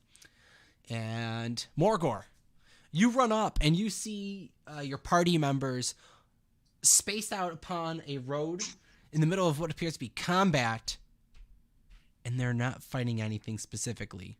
Finks has disappeared, and so is Maximus. And you are running up along the path. You ran by this cart but an hour ago, and you actually just saw an old man in a cart just kind of trudging along the path. He wasn't tipped over yet.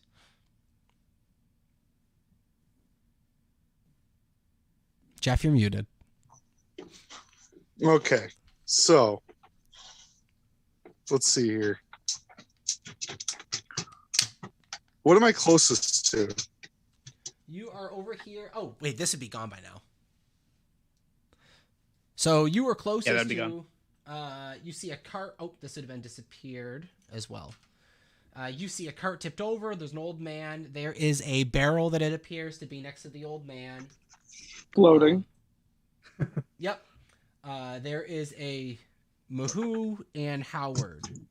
You saw Finks here and he disappeared.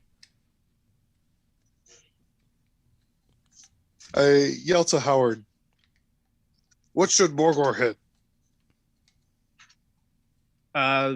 Morgor, welcome to the party. The ghosts that appear and disappear. Wait until one appears and hit it.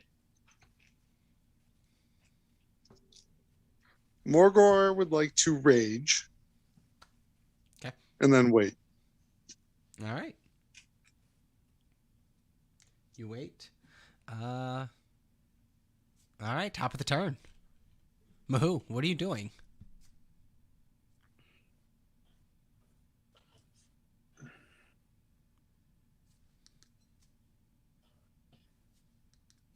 Can't hear you, Pat.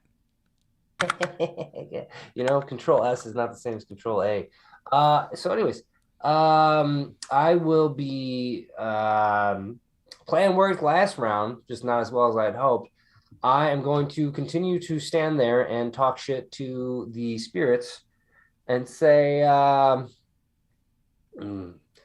kind of Cowards. You're all cowards. You should have left the spirit realm. You should stay in the spirit realm. And I will once again prepare an attack for whoever appears near me. Okay. You're going to stay right there? No problem. Maximus, what you got going on? Howard, you're on deck. Remus, follow up.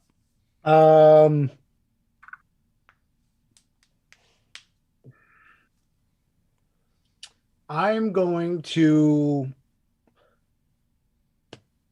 launch a firebolt at the wooden cart. Okay. Firebolt goes to the wooden cart. Do you want to roll on the table for me? Sure. And the cart is engulfed in flames and now smoking, I suppose? Yeah. Good. Does the smoke by any chance, like Predator style, show where these invisible creatures are at? Like, does the smoke now, like, cause that? Make a perception check as you're looking around amongst the smoke. Not bad. Yeah. Not bad. 23? 23. You know what about 23? I love my Soda Stream. I got one, and I use it to make my energy drinks. Soda Stream. I really love it. Good. Anyway, 23. You do see about 40 feet over and above Mahoo, amongst the smoke that's smoldering, there is a floating-looking figure right above here. Okay. And I will roll before I look to see if it's going to be... All right.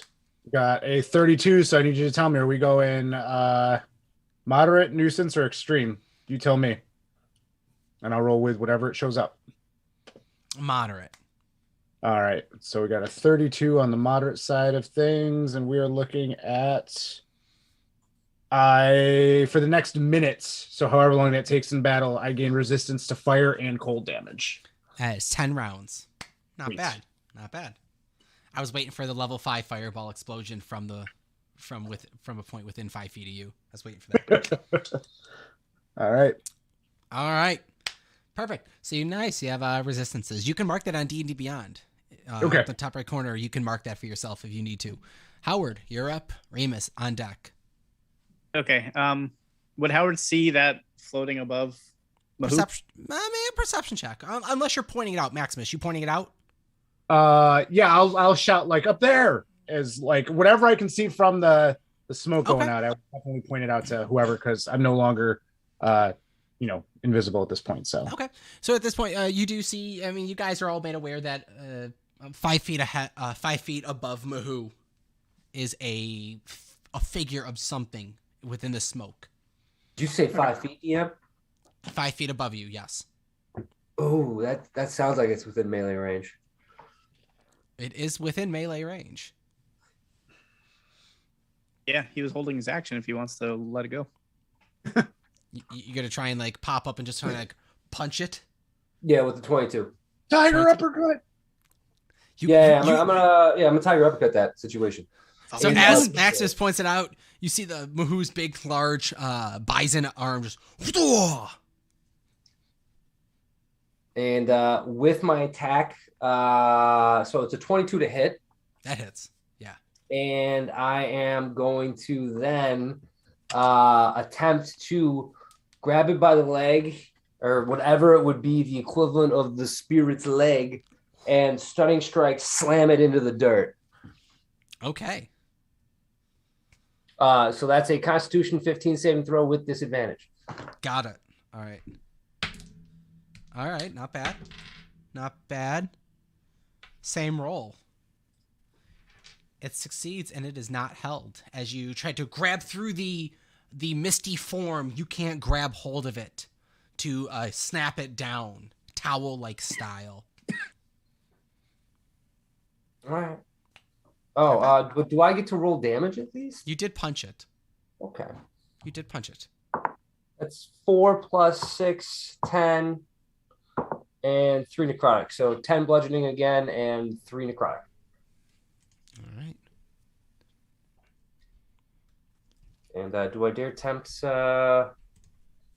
I get a second attack on that one?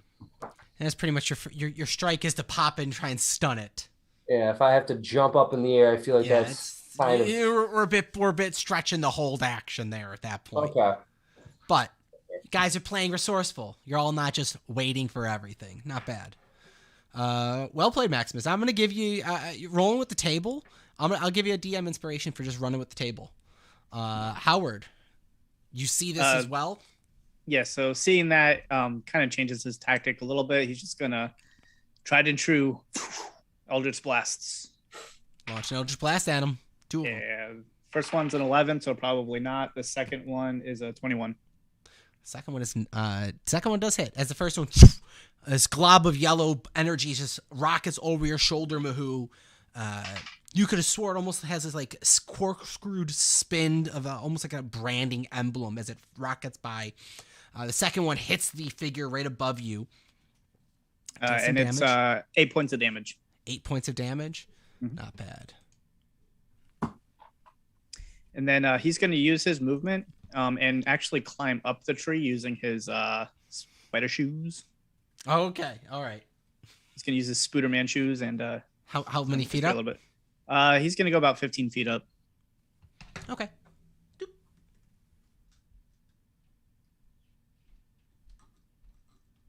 Better? Yep. Cool. And that'll be it. All right. Remus. So can I see where this thing is now? You have been pointed out to that there is a figure above Mahoo. Is it still above, or is it? Yes, I thought it got slammed down. It did not get slammed down. He attempted to. Okay. Man. I'm still a barrel. Yeah, I'm gonna, while still being a barrel, throw 2 psychic daggers at it. Or it's a general vicinity. Okay. Attack roll. Dun, dun, dun.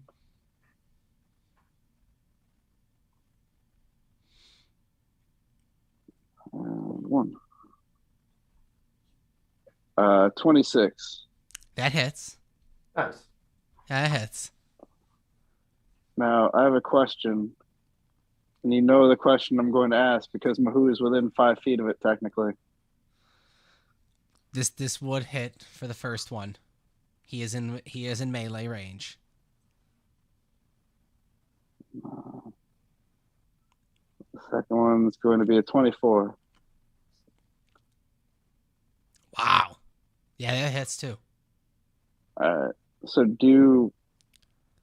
am I able to add sneak attack to the one hit? Yep, that is. Oh, yes. All right. Let me do some damage then. Oh, yeah. What is it? What is this called? What is it? It's not parrying, is it? It's the Pack tactics? That's the pack tactics. No, it's because he's a rogue. Sentinel? So, no. It's because he's a rogue. When he attacks, the first attack he gets advantage on, and when you have an attack with an advantage, you get sneak attack for the first attack per round. So he essentially always gets sneak attack damage on his first attack per round. How much damage was that? 24 damage for the 2 daggers. Jesus. What the hell? And then I continue to hide in my barrel. Or bonus action, hide in my barrel. Bonus action, pull the barrel out. Make a stealth check because you did just whip 2 daggers at this thing. Oh, I hope it's good. We still have pass without trace. Dun, dun, dun, dun, dun.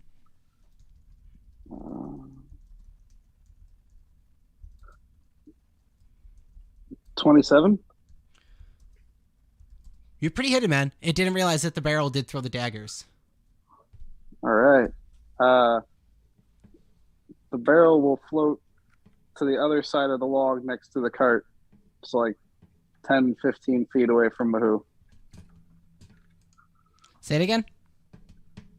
Oh, I was just saying I'm going to go like to the other side of that log, essentially. Got it. Like that? Oh, no, like across the log. Oh, like across the log. Like over. Yeah, that's perfect. All right. That'll be it for me. Okay. And not bad. All right. It is going to be this thing's turn. It's going to come straight down at you, Mahoo, you being the instigator of it, as it appears and flies up from behind you. It's not going to come after you head on this time, and it's going to hit you with a 25 to hit. Oh, 25 hits. Yeah, it hits. Okay, that's what I thought. Roll some damage. Ooh, that's a lot. 14. Wait, nope. Sorry, I did that math wrong. 22 points of necrotic damage. It's kind of a lot. Yeah, it does a pretty good amount. And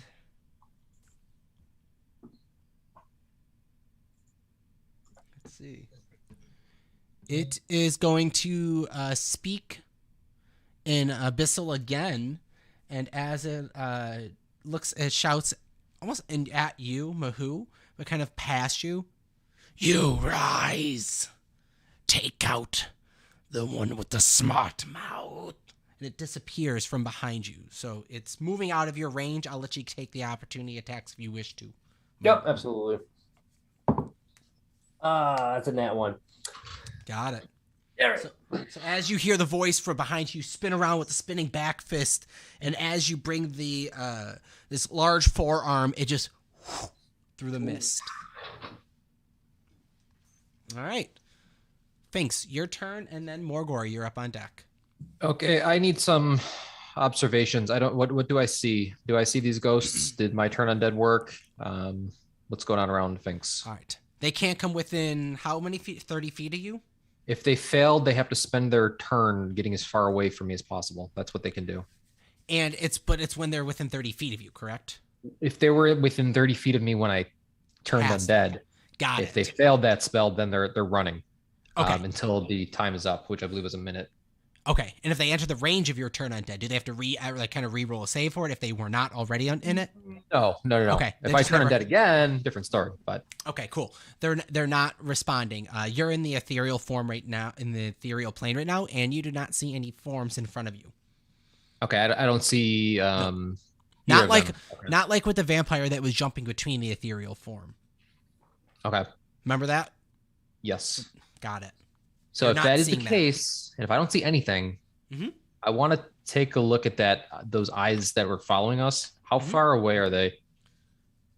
Survival or perception?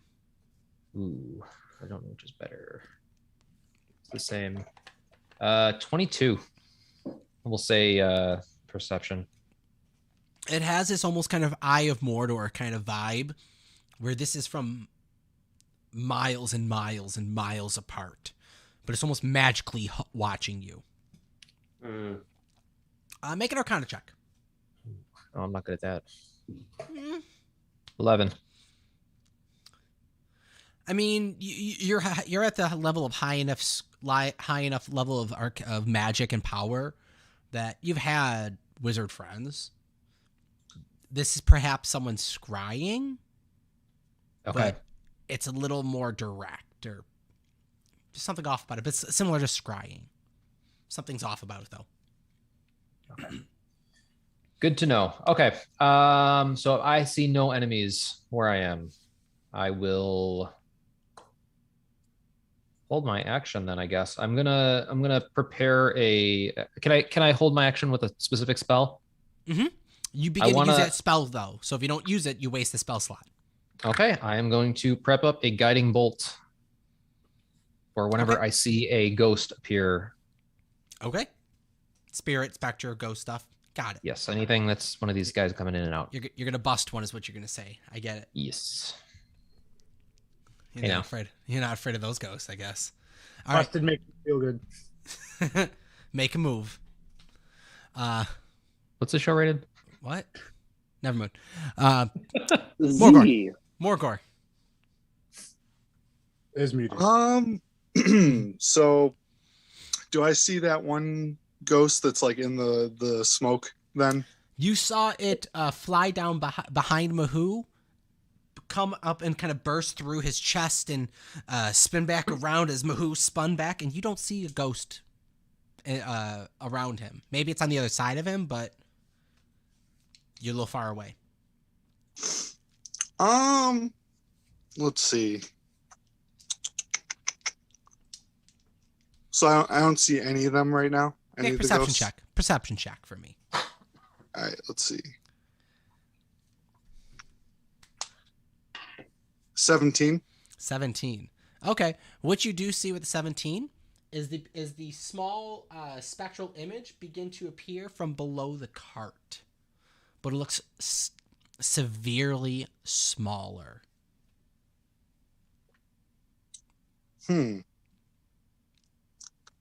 I want to breathe fire under the cart.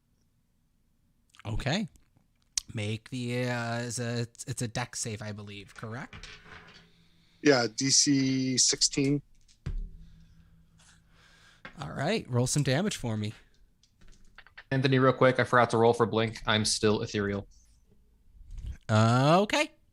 So, you know. Does Morgor raging do anything to his fire or no? It looks No. really cool. Oh, okay. It just looks cool. Yeah. He's just yelling when it comes out. That's 15 damage. 15 damage. As this cart just begins to just burn and break off and crumble away, that Maximus had kicked off a great bonfire to, begins to break apart, and any saving the cart for your own personal use for transportation is now probably not viable. But yeah, there's now a ghostly looking spectral image coming up that does take some damage. How much was that damage? Did you roll it? Yeah, it's 15. 15? All right, cool. So it takes half damage. All right. Not bad. And would you move at all, or are you staying there? Yeah, I want to move up to that ghost that's coming out. Coming up to the ghost that's coming out. Gotcha. Mahoo.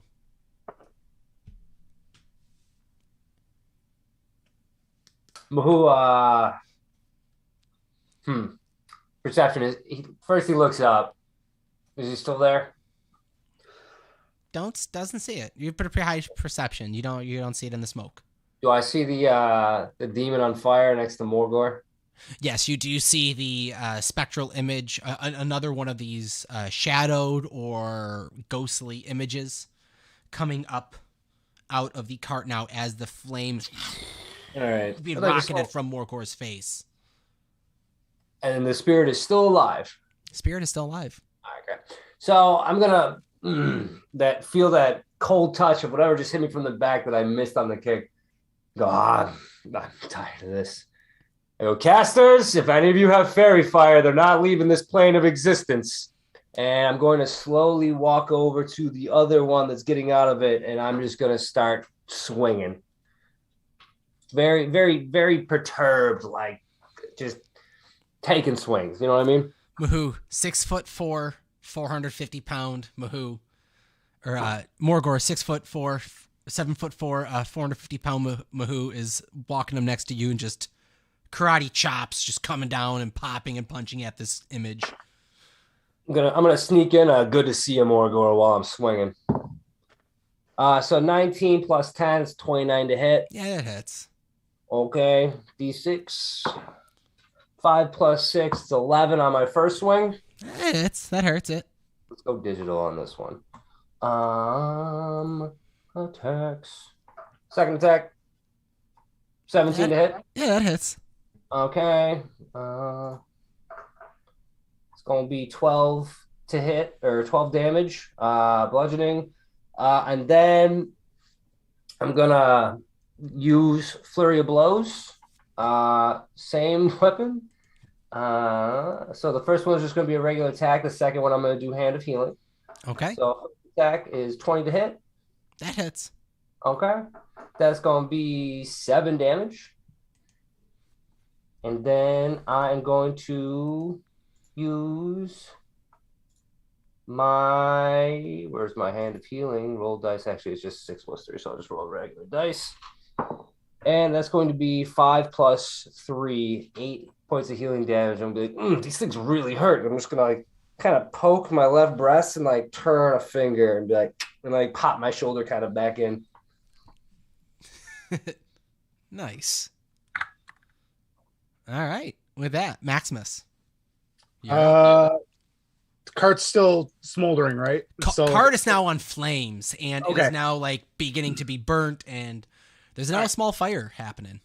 I'm gonna take my mage hand and I'm gonna take a portion of that and I'm gonna try to ignite some more wood near me on the tree line to get more smoke going to see if maybe more things can be uncovered by the smoke. Okay. So as you start to move some planks of wood with the mage hand, and as it's pulling across some other planks of wood and causing the fire to kind of grow and escalate amongst some of the logs that have laid down, and there's now a roaring blaze being caught. Make a perception check. All right. Oh, we got 18. 18.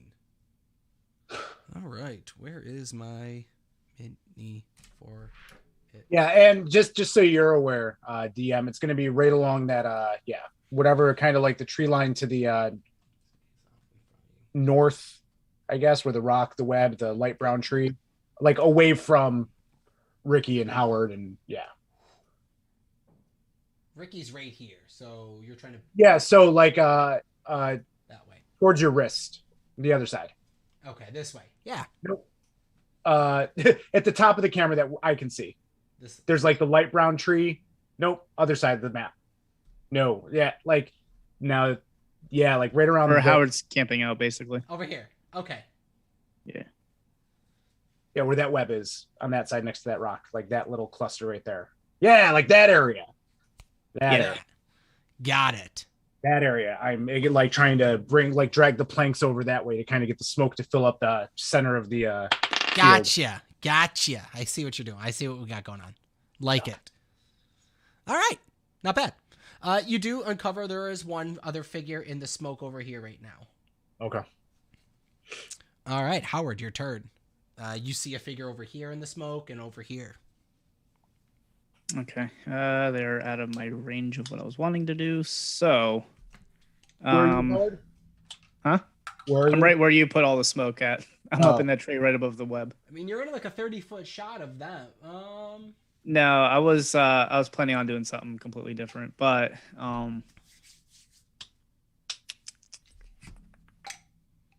Oh, okay. That's the old guy. That's who that was at the bottom. I thought that was you, Howard. Yeah, no, that's the old guy. Nope. Oh, sorry. Guys. Nope, No, it's all Howard good. is You're over. good. Right there. Okay. Yeah. Okay. Which would be? I don't know. They're about the same distance. It looks like. Shit. How am I gonna do this? All right. Yeah, he's going to just run down the tree and make his way towards the one closest towards Mahu. And in the process, he's going to be taking out his dagger. Okay. And he's going to run his finger along the blade and start chanting an abyssal. Something I'll come up with in the short future. And he's going to ready the blade for if he can. Something comes within his range, yeah. Do something with it. Okay. Yep. Readying an attack or some sorts. Remus. Yep. You're up. There is smoke obscuring all around you. The cart behind you is set ablaze, and there's now a spirit of sorts to your side.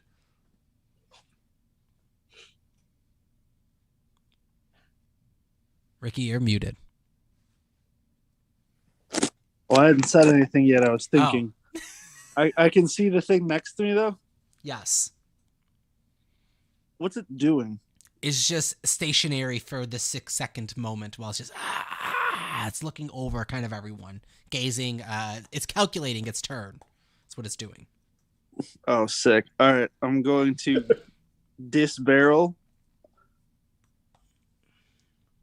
I'm still on my floating disc, and then I'm gonna hit it with my lightsaber. Hey, Ricky.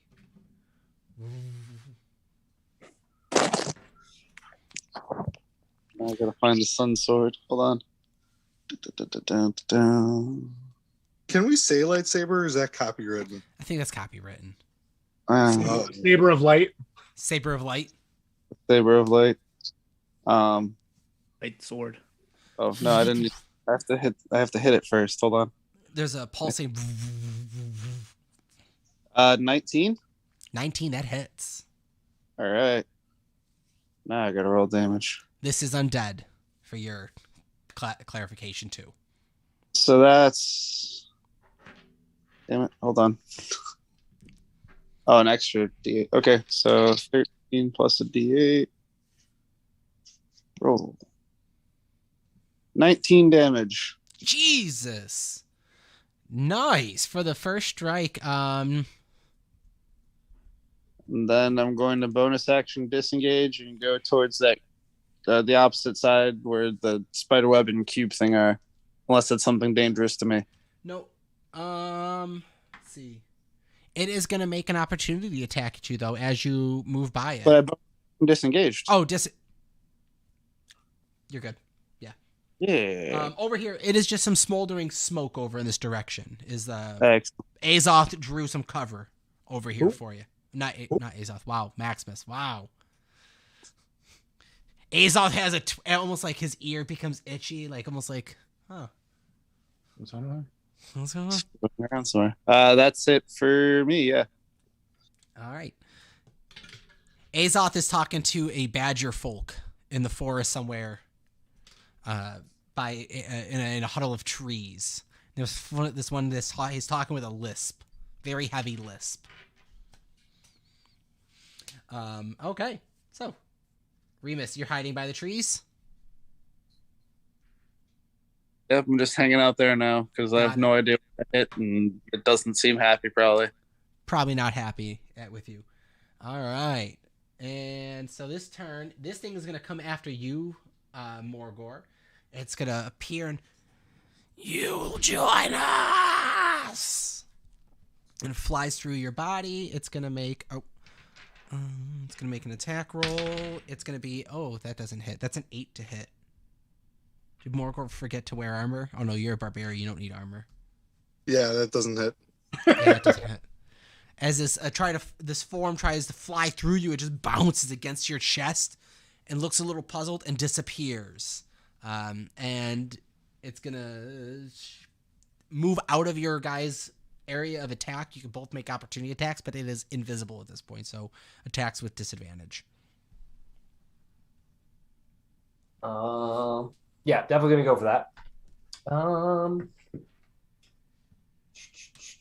Where's my attack roll? I rolled a 21 and a 27. Yeah, that hit. 16. With disadvantage? With this, I rolled a nat 20 and a 16. Oh, yeah, I'll take the 16 and the lower of yours, Morgor. So both of your guys' attacks can hit. Roll damage for those. Yep. Can I use my charges on this? Fortunately, I'm going to say no, just because it's an opportunity. If you had it revved up previously, I would have allowed it. But this is not my hexed one. This is the one that was under the cart, correct? Yep. Correct. This is a new thing that just come out of the cart. No one investigated the cart big enough. You guys looked it over, but you didn't investigate. Oh, I assume there's bodies on fire under it, judging by what just happened. But I would like to. I did 11 points of bludgeoning magic damage to it, and I would like to also use a key point to stun it. Question mark? Question mark? Just a straight con 15 now, no disadvantage.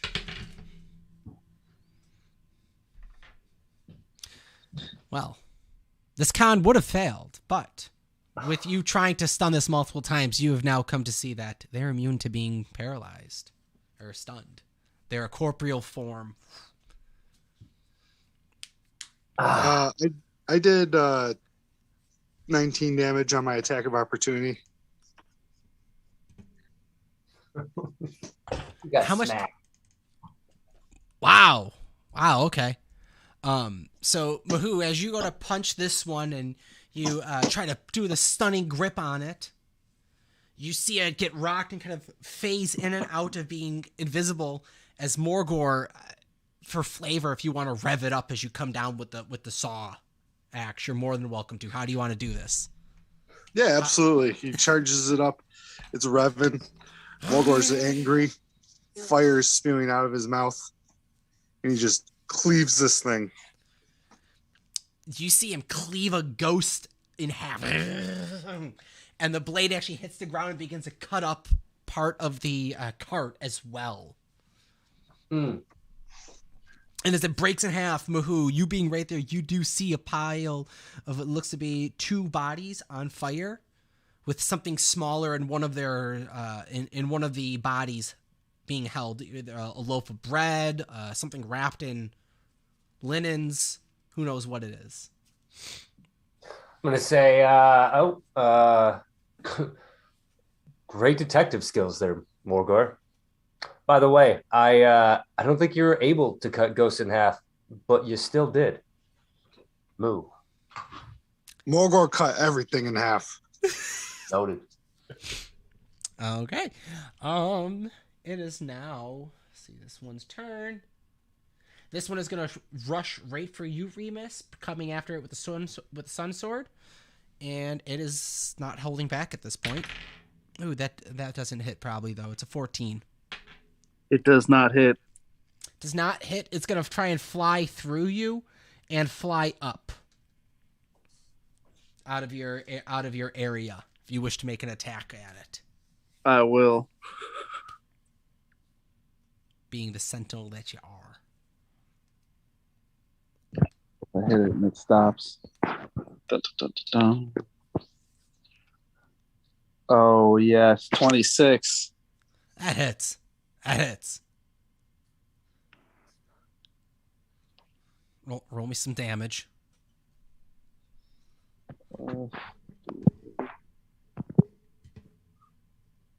That's going to be 20 damage and it stopped in its tracks. Sentinel. All right. As you do, as the spirit tries to fly away, you pull up the sword and you just cut through it. As it peels away and breaks into 2, and it almost is like paper being lit on fire as it just flickers away. And the encounter ends. You all seemingly alive. For now.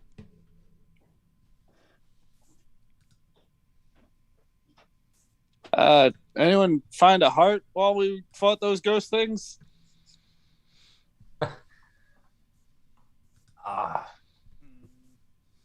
No. Morgor, when you cut that in half, did you see a heart fall out? Morgor, check. Make investigation check. With disadvantage as you're searching through mist and smoke and broken bits of a cart. Oh. Yes. Oh, that's cocked. God, that missed a tray. Jesus. Cheebus. Frickin' noob. I'm sorry. You let a friend into a group to play some D&D. Can't even roll a dice. Sorry. That's a 14 for me. 14 for you. 3 for me. Morgor. Pick up a scoop of soot and earth and charred pieces of wood with a little charcoal to it. No heart, but I mean, maybe this is a ghost heart. You don't know. I mean, it's you're not a fine ghost expedier hunter. I look at Mahoo and say, "Is this it?" Well, I'm a doctor and very good at medicine. That looks like one. I'd hold on to that. Morgor found it. Hey, DM. Yes. With what he just picked up, in case this is some sort of parallel universe, can I do a medicine check and see if that's a Banshee heart? Yeah, make a medicine check. Yeah, perfect.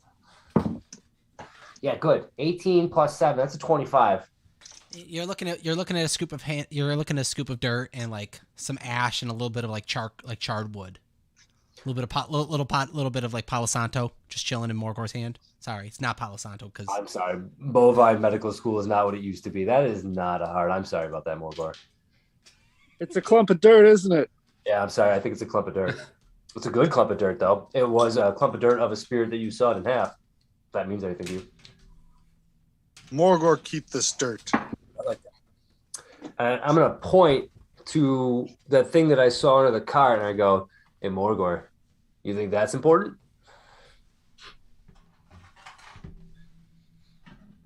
Morgor's gonna squint at it. Nah, that's not important. I'm going to go, let's find out. And I'm going to gore the cart up and away while it's on fire. Okay. Gore the cart up and away. Yeah. Make a strength check. Okay. Thank goodness I'm proficient. 14. Okay. As you get down low and lift, position your head with the cart, you lift it up and toss it. Morgor, it's a fine feat of strength. Very, very well rehearsed. And you see underneath the cart, Mahu, are 2 human bodies, dead, charred, with what looks to be perhaps a baby as well. Did I step on anything? You didn't step on anything. You kind of stood in place and like kind of good. Like ripped it with your head upward in that fashion.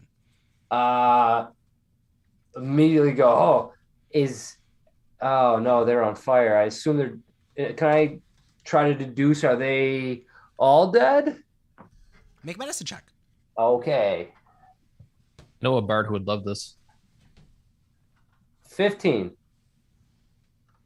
Life is meaningless. You hear him just whisper. 15. These people are dead. Sorry. No, Morgor, I don't think you did this. I think the Banshees did this. Morgor not kill innocent people. No. Morgor only kill the most hardened of warriors. Yeah, that seems about right. Can I investigate that object that was being clutched? Oh, I mean, you grab the object that's being clutched, and you see it is actually a wrapped up, almost like a swaddled child, like a baby. Yeah, fire blast, guys. It's okay. Are they human? They are human. I don't recognize them as any of the Raven folk, do I? Make a history check. Oh, I don't want that.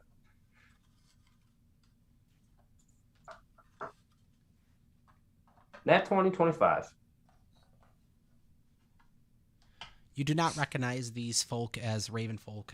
You see that one of them Oh, thank appears. goodness. Yeah, they're not Raven folk, but you do recognize one of the merchants.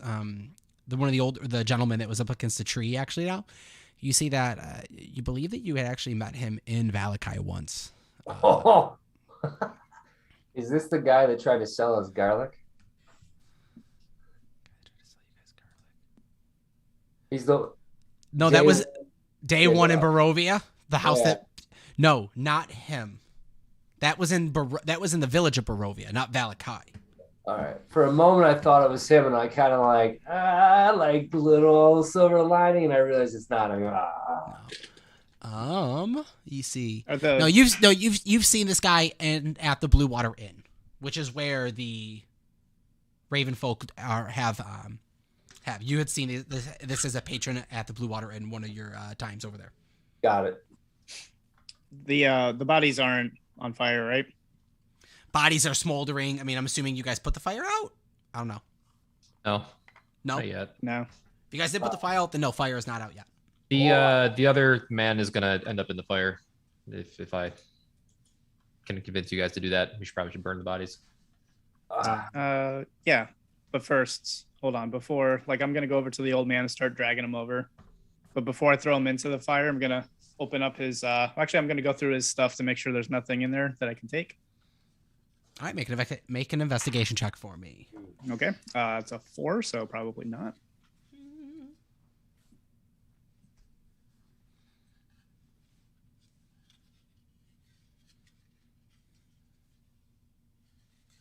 Yeah, I'm assuming 4, nothing. Nah, nothing. Okay. Yep. So I'm gonna open up his shirt, and in his chest, using my dagger, I'm gonna carve the symbol, and then I'm gonna throw him into the fire with the rest of the bodies. Hey, DM, do I perceive him carving a symbol in the body? Unless he's being secretive about it, you very clearly see him carving a symbol into the body. You Sorry, do have man. plus 10 to stealth still, just saying. Oh. That's still up. No, I'm not being stealthy, but yeah. Yeah, no, he's not being stealthy at all. You very clearly see him carving a symbol into this body. So, like I'm doing right now on the back of my giant buffalo head, I'm just gonna kind of scratch it, and I'm gonna look at Howard, Finks.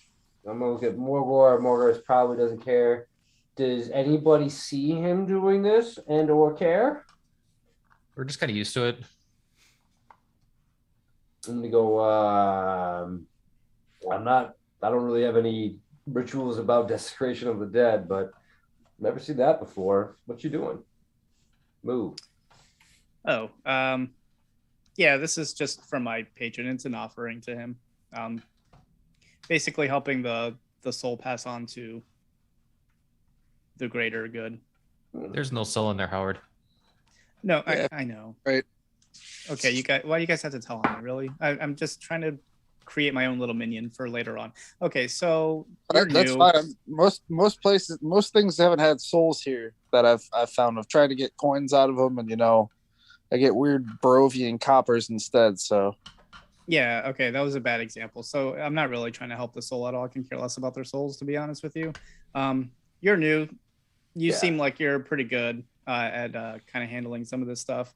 Long story short, Okay. I am on a mission from my patron, and I'm trying to start a club in his honor. And by doing that, I'm creating my own little club members, so that eventually one day they can come back and rise up and create the greatest club in the world. I gotta tell you, carving symbols into the bodies of the dead is not the worst thing I've seen this week. I've seen worse from Warlocks. Honestly, man, if it keeps bringing those witch bolts that I saw in that fight here in Barovia, the means to an end. I understand. Move. Good. I'm glad you understand. So then, Yeah, I'm gonna kind of slowly look at the body one last time and be like, and look away like I didn't even see anything. Cool. I think you'll fit right in, Mr. Mahoo. And then we're gonna go back towards. Turn around to that and be like, I definitely didn't see anything. Move. And then I'm gonna continue to keep doing what I was doing. So while we're on the subject, how do you feel about changing bodies into I inanimate? don't like it. No, don't like whatever you're going at here. Well, it's not bad. It's the same thing pretty much. Oh, okay, no, I'm fine with that. What do you got? I'm just gonna lift my shirt and show him the weird hole in the side of my chest. You see there's almost like a skin taggy looking coin slot, comically like almost like where like a rib cage, like where like he took a dagger wound to the rib cage, Sure. and it's healed wrong, and the skin looks like almost like a scar that just it's ever kind of opening, and almost looks like you can put a coin in there. On a medicinal level, because that's kind of my thing. What do I get from that? Is that like Medicine check? Medicine check, man. Medicine check. As he's questioning it, I'm still kind of sullen about all this. I'm just gonna kind of walk by and stick a coin in the slot as he's walking. It doesn't work like that. What? Does it go in? There is a moment. I mean, make. What's your medicine check? It was as I learned today, it was a dirty 30. Or excuse me, a dirty 20. Fuck. It was an unnatural 20. Unnatural 20, dirty 20. You see that there's something devilish about this, and like infernally, almost like This is something dark about this. This is not normal medicinal like healing. There's something darker about this wound, and you do see a coin attempt to be kind of like pushed into it, and it just be kind of rejection. But there was like a passage, like it almost kind of like started to get pushed into his body. Like a vending machine where the dollar goes in, but it comes back out. It's like use the Canadian coin on the dollar. Return slot opens up. Hey, Remus, how do you look? All right, first of all, was that out of character? Was that what you were getting at before he pushed a coin into you? What do you mean? Was that what you were talking about switching bodies of some sort? No, I was Okay. Well, so How that's do where they you end look up. That's when he that's tries where the bad guys end up. Say again. I'm sorry. In character, Remus is just telling you like that's where the bad guys end up. They. I'll show you. It's a pretty cool trick. Sometime, I can turn things into coins, and then I just pop it in and save it for later. Maybe It didn't go in though, Moo. Well, that's a real coin. That's why it's not something I did. What do you do with them later? You know, I haven't really I haven't checked my balance in a while, but you know, I hear I get prizes and cool things. It's kind of like Dave and Buster's. If you knew who that was, they were two friends of mine. They had a really cool shop with all this cool stuff. Can't say I know about this, Dave. Poor Bust. But who's your banker? Who's keeping tabs on that? Oh, I've got a tally going, but it's my dad. It's Can I poke it? I gotta poke it on a medicinal level. I gotta poke. Asking me, or are you just doing it? No, we're conversing, and I'm. I mean, you can check it out if you want. It's healed up pretty good. Like, I know the more. I feel like we've met like a few hours now, and you've just seen a lot of different deformities my body's taken on. Yeah, no, I've seen horrendous stuff from this group in very short period of time, and none of it makes sense. So I have to poke it on a scientific level. I'm poking it like, is this scar tissue? I'm getting an explanation, and I don't understand or believe it. It's I think it's scar tissue. It just who put this? It just kind of happened. Like I shook hands with my dad, and I got this cool tattoo on my hand, and then that thing kind of opened up, and then the slug guy you were talking about. Oh, he's not really. He kind of changes. I think he was more like a snake slug. Like he's a demon. Okay, so you're a demon. Well, I mean, yeah, I'm purple.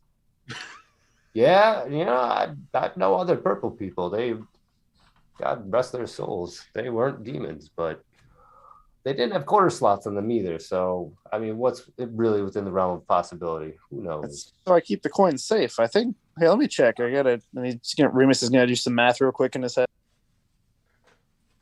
I'm gonna sit there, still befuddled, like I can't believe he's counting. Oh.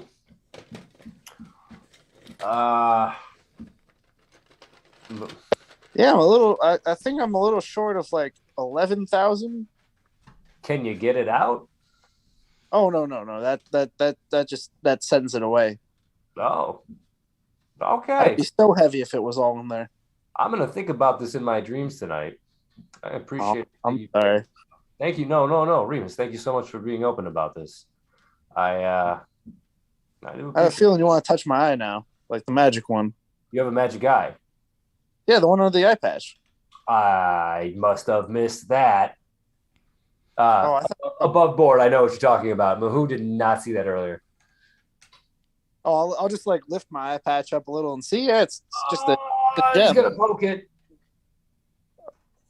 There's a tink. Yeah, I did it myself.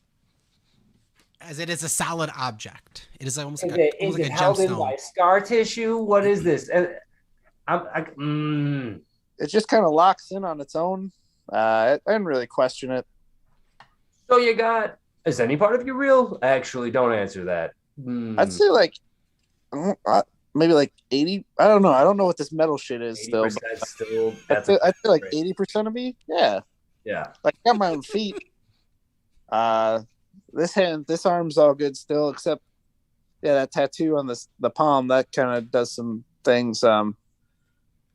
I got that. Oh, I can. We'll save that for another day.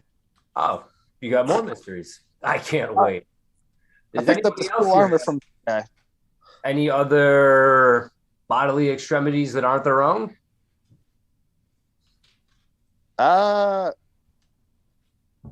mean, my armor lets me transform into a swarm of spiders. That's kind of cool. Let's see. No, I got that. I could do that. You saw I can float sometimes. I saw you turn into a barrel. Are you really a barrel? Oh no, that's just this. He slaps his magic barrel lid. That's just this thing. It helps me create the illusion around me, so I can see everything, and I'm not doing much. It's still just only the lid is real, but it makes me look like a barrel. Yeah, I thought you were a I barrel. yell over at Morgor real quick. He's not a real barrel, Morgor. Yeah, Morgor's squinting at Remus, like watching him closely now. Don't worry, Morgor. I'm still not a barrel. I know you hate him. I heard you made friends. Morgor made many friends. That's great news.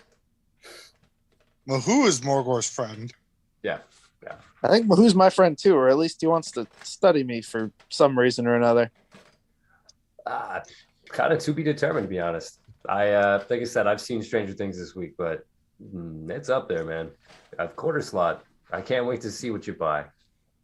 I don't know either. I'm racking up quite the bill, but I still have I kind of messed up an assignment I had, and that's why we have to find those weapons in the mountains. And yeah, I should have much more quarters, but I messed up.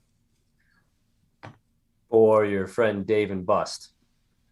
Oh no, that was just an example of, like, I don't know what I'm assuming there's some sort of armory down there, and I can buy something with these coins. Yeah, change them, maybe like an extra arm or like some cool superpower. I don't know. I've kind of been avoiding my dad in a way, and that's how we're here. That's why I think my arm is metal, and I don't know. So those mountains with the sentient weapons, yeah. No, we're going to the lake first. I remember. All right, yeah. So next, I think we can probably help you with your problem, because this seems like a real problem. I mean, we've jumped like 3 planes at least since this problem tacked on. I'm sure it can wait a little longer. I know Dad's watching somewhere, and I just look paranoid all the way around me. Are you telling me you ran into bicentennial werewolves on another plane of existence? No. Oh, we jump around a lot. We've been to the Faybala, we've been to Barovia, we've been to the Feywilds, we've been to the circus. The circus is on another plane of existence. I guess I would define it as a pocket dimension. Yeah, okay, that kind of makes sense in a weird, fucked up Barovia kind of way. Oh, I've been everywhere. I shoved a man through a chest once. That was a whole other dimension. Through a human chest? It was like a teleporting chest. The guy I was with stole his pants. It was a whole thing. You know what, man? I'm gonna stop asking questions on that one. Howard's been there. He's seen a lot of this too. And then Yeah, Max that was good. seen some stuff. Finks has seen some stuff. We've all seen some stuff. You're gonna see some stuff if you hang out with us long enough. I've been in Barovia for about a month now. I've seen a lot of stuff. Your stuff tops all stuff I've seen in Barovia in a month. So, did you eat the meat pies? No, didn't eat no meat. No.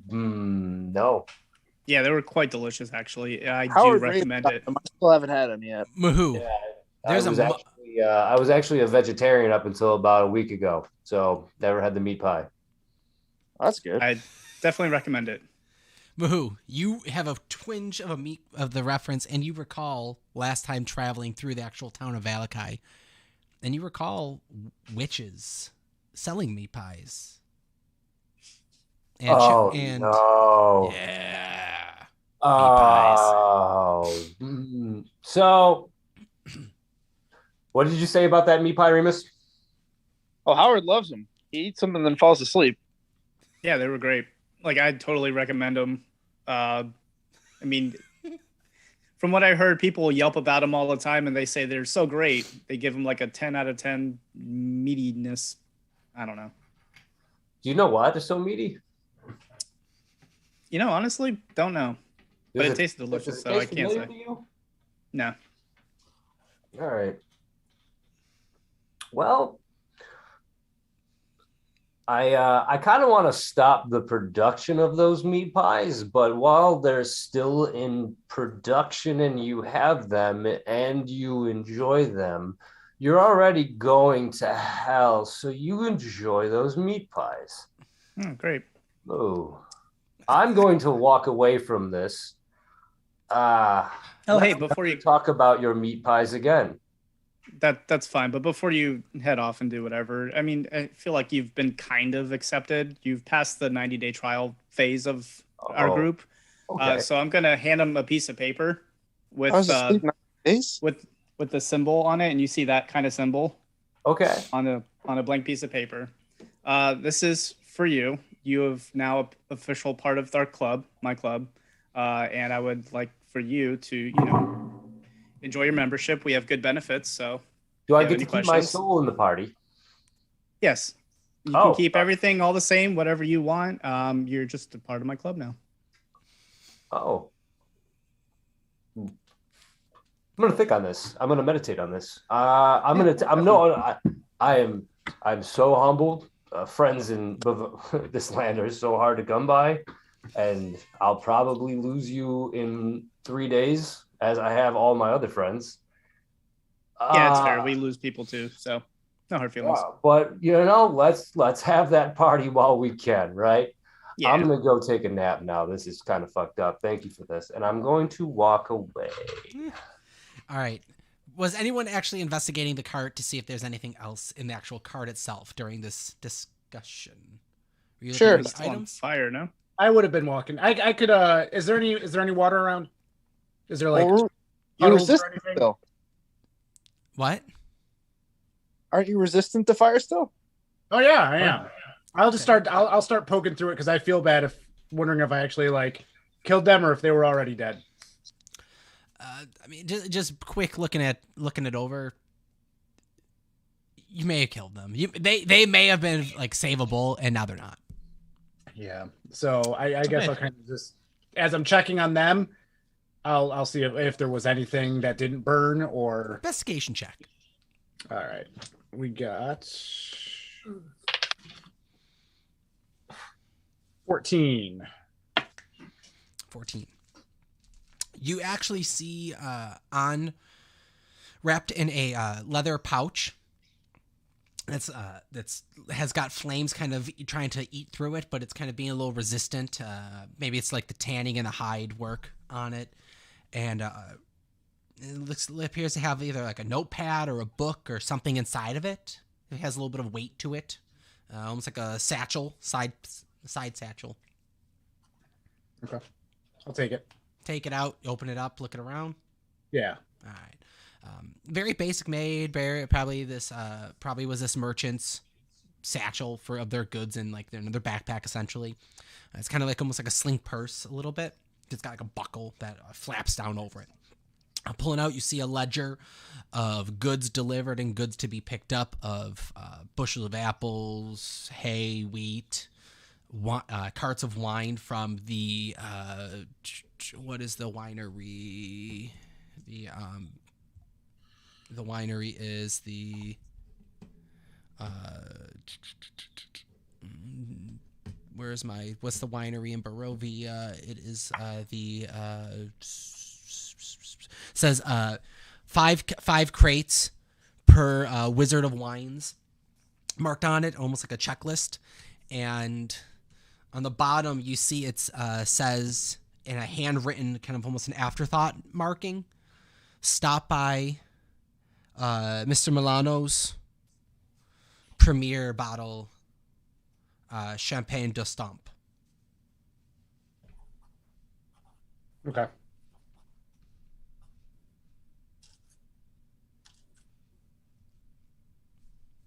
Looking about it, you don't see any bottles of wines in the pouch itself. You don't see any other goods here. They must have been delivered.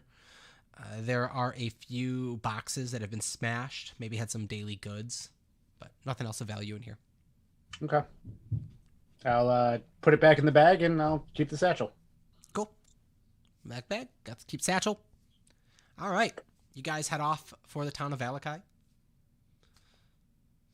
Any last...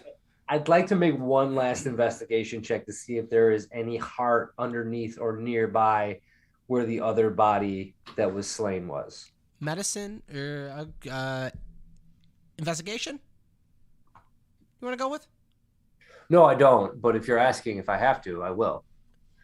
Be investigation. It would be an investigation check. Searching for the specific... 20 and it turned into a 2. Fuck. Hate that. So it's going to be a 3. So 3. Yeah, we're good to go. You're kicking around from where you think the spirits disappeared, but I'm not seeing anything specifically. And hold on, I just got a message from a player, and you're messed up. I was gonna say, just check your message real quick. Let me know yes or no. Okay, perfect. That's all I do. Give me a second. Let me look over stuff real quick. And you're all in the Faybala 5 right now. Sure.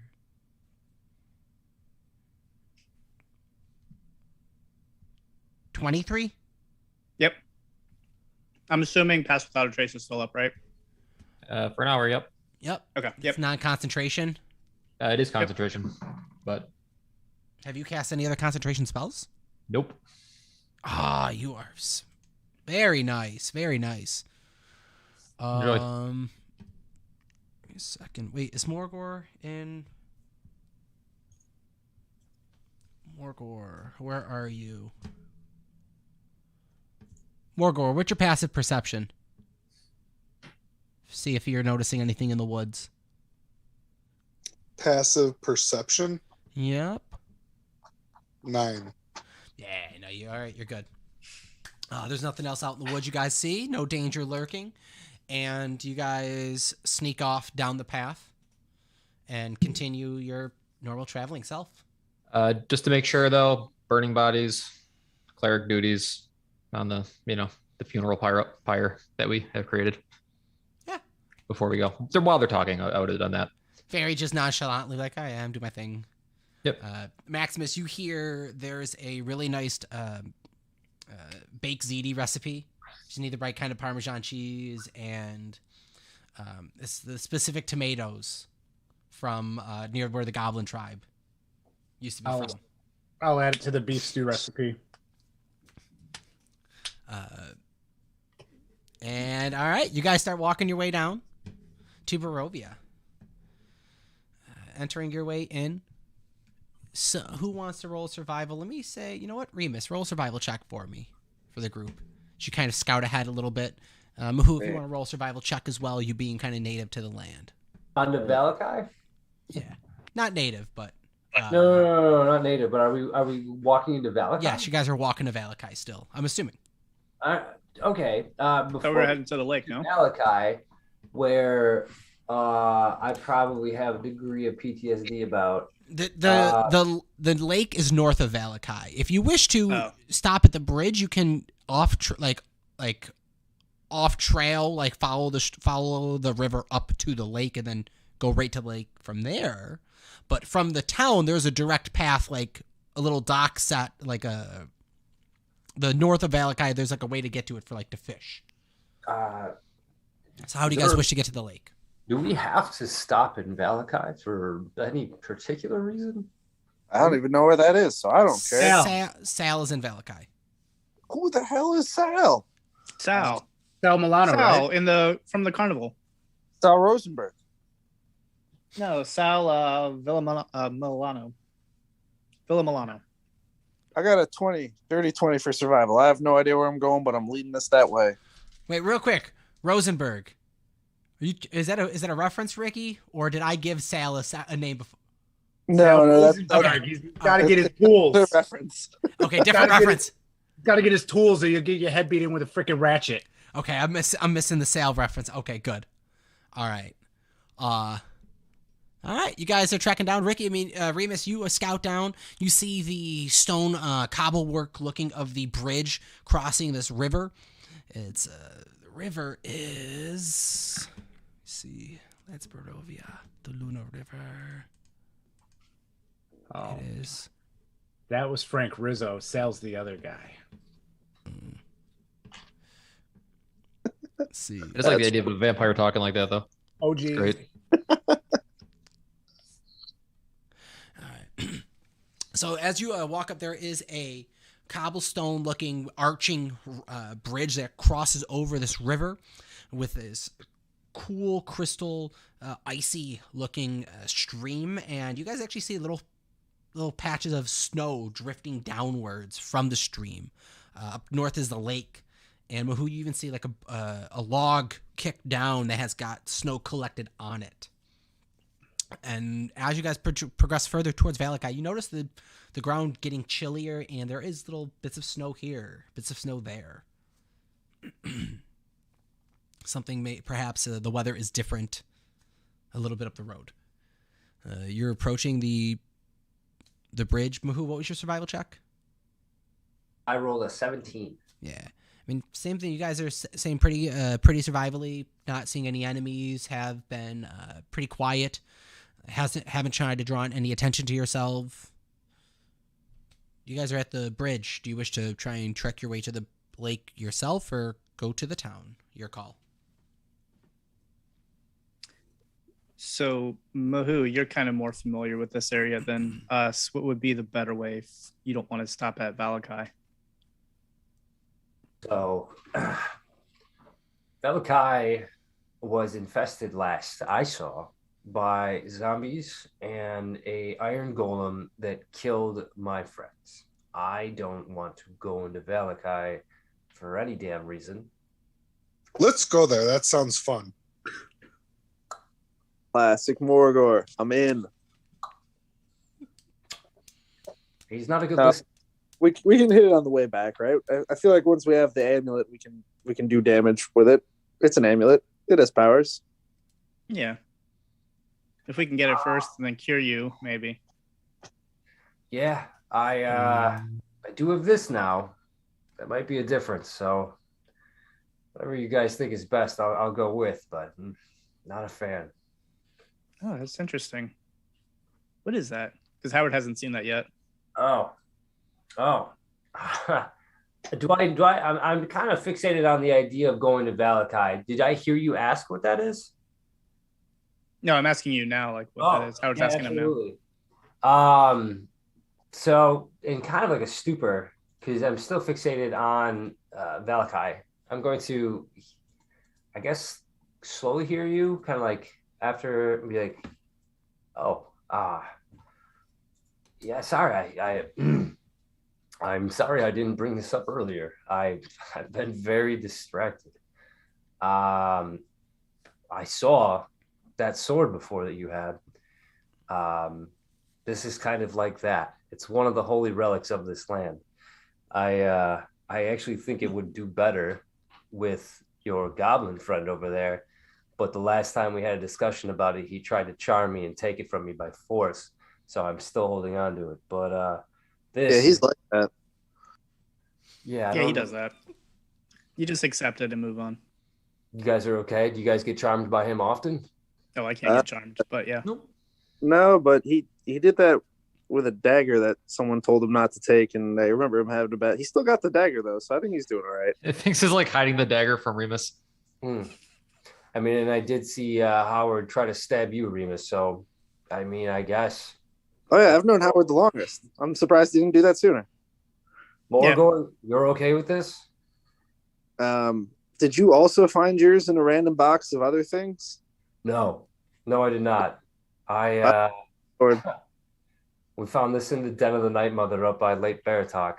I decided, that's such a long story. A story for another time. Know that this item is what we need when we fight vampires. It is the item that allows us to fight Strahd.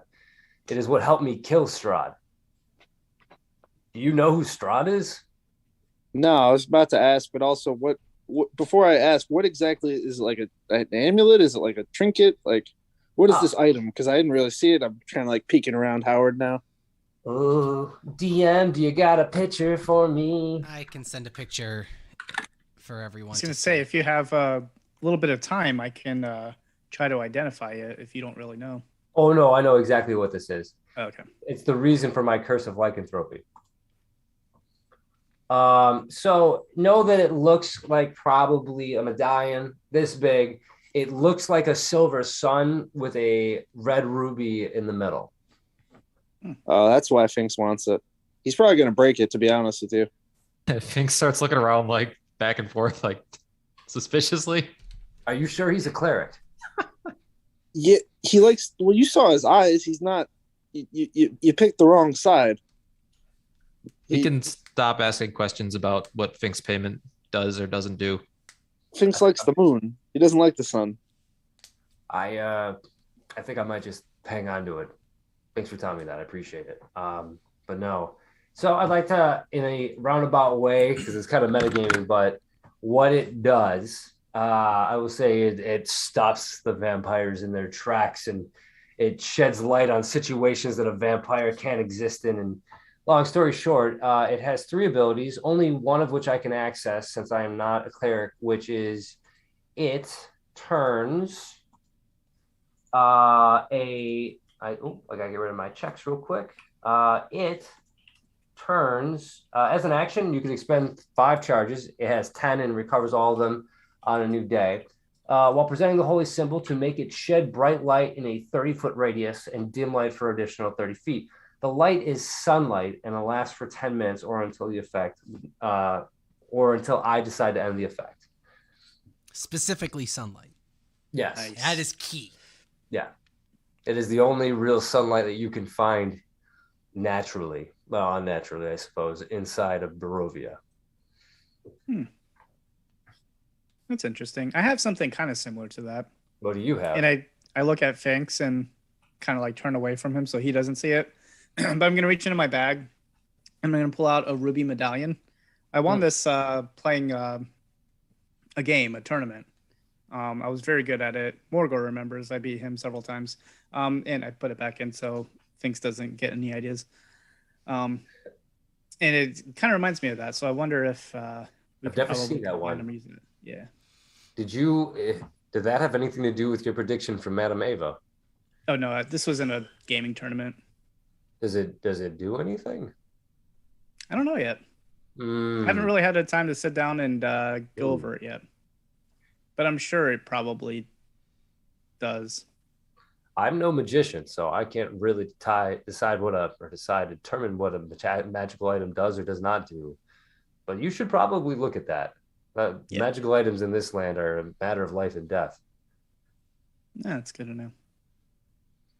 Well, on that, I'm also going to slowly turn away from Finks and kind of put it back in my pocket. Okay. All right.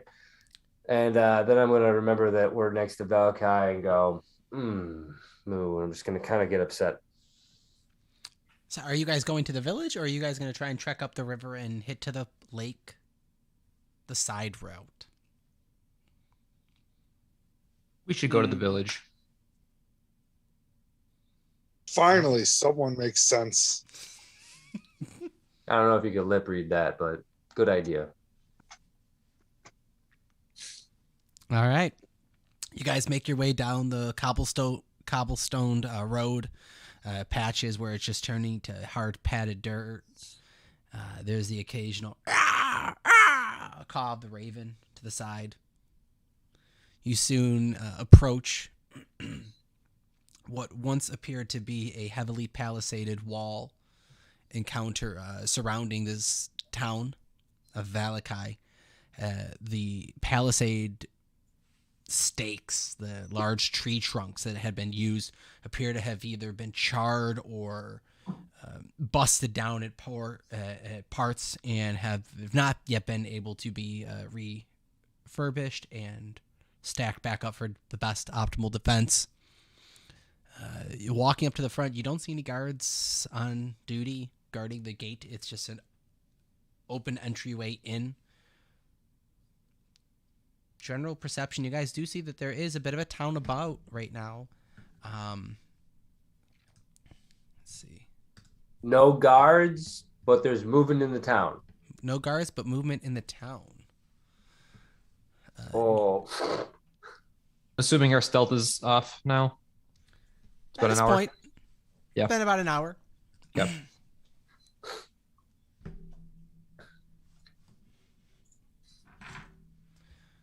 guys walk into a town that has been recently probably ravaged and attacked. You can see some buildings are burnt down. Some houses look disheveled. But there is commerce in the air. There's a woman shouting across, asking for how many loaves of bread do they want for the order. Do they know when the wine has to be delivered in time? And you hear someone mention the great party at the Milano Mansion. No. That is not the tavern. Okay. But there is a tavern here that you can hear that there is some bustling from inside of. That's not the name of it? The Ravens Inn is not here? Not this one. This is just some tavern that is newly popped up. Yeah. This is the town with that tavern. Yes, this is that town though. Okay. Can I run to the person who mentioned the mansion? You run right up to the person in the front. Yep. It is. Oops.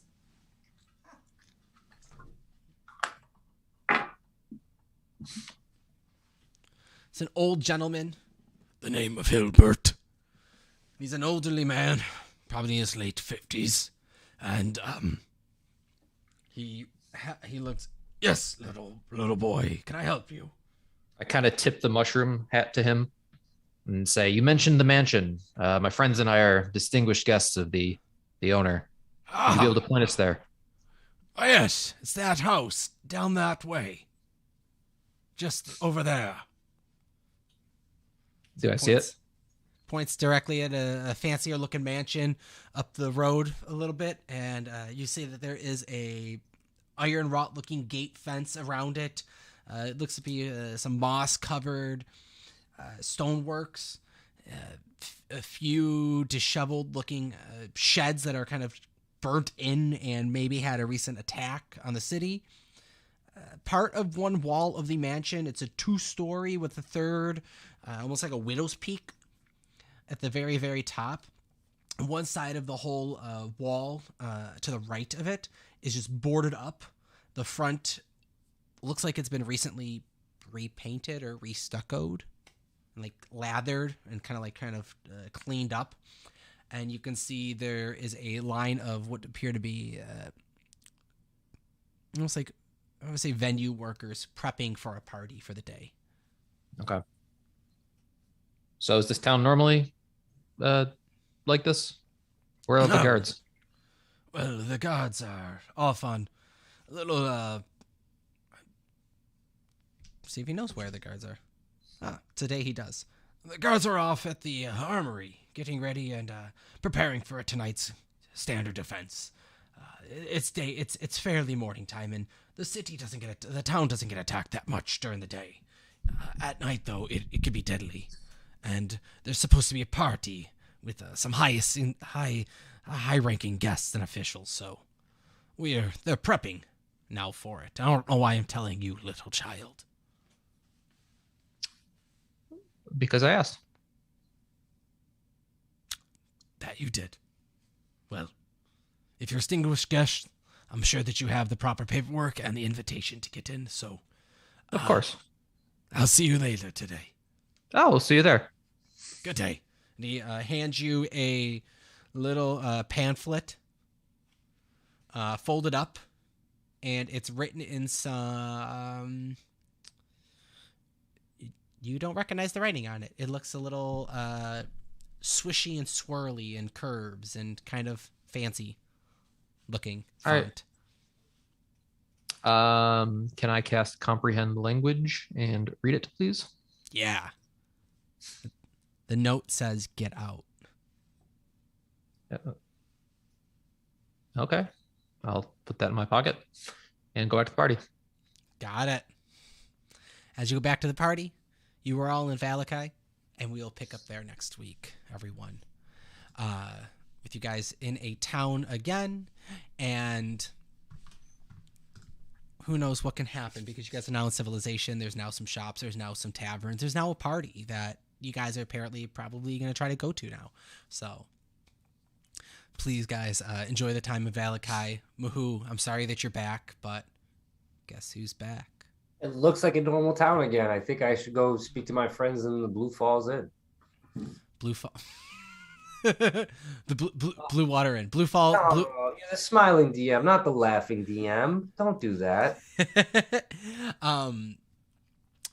Blue Water Inn. You guys can make your way on over there if you wish to before the party. Do whatever you guys would like to do in the town.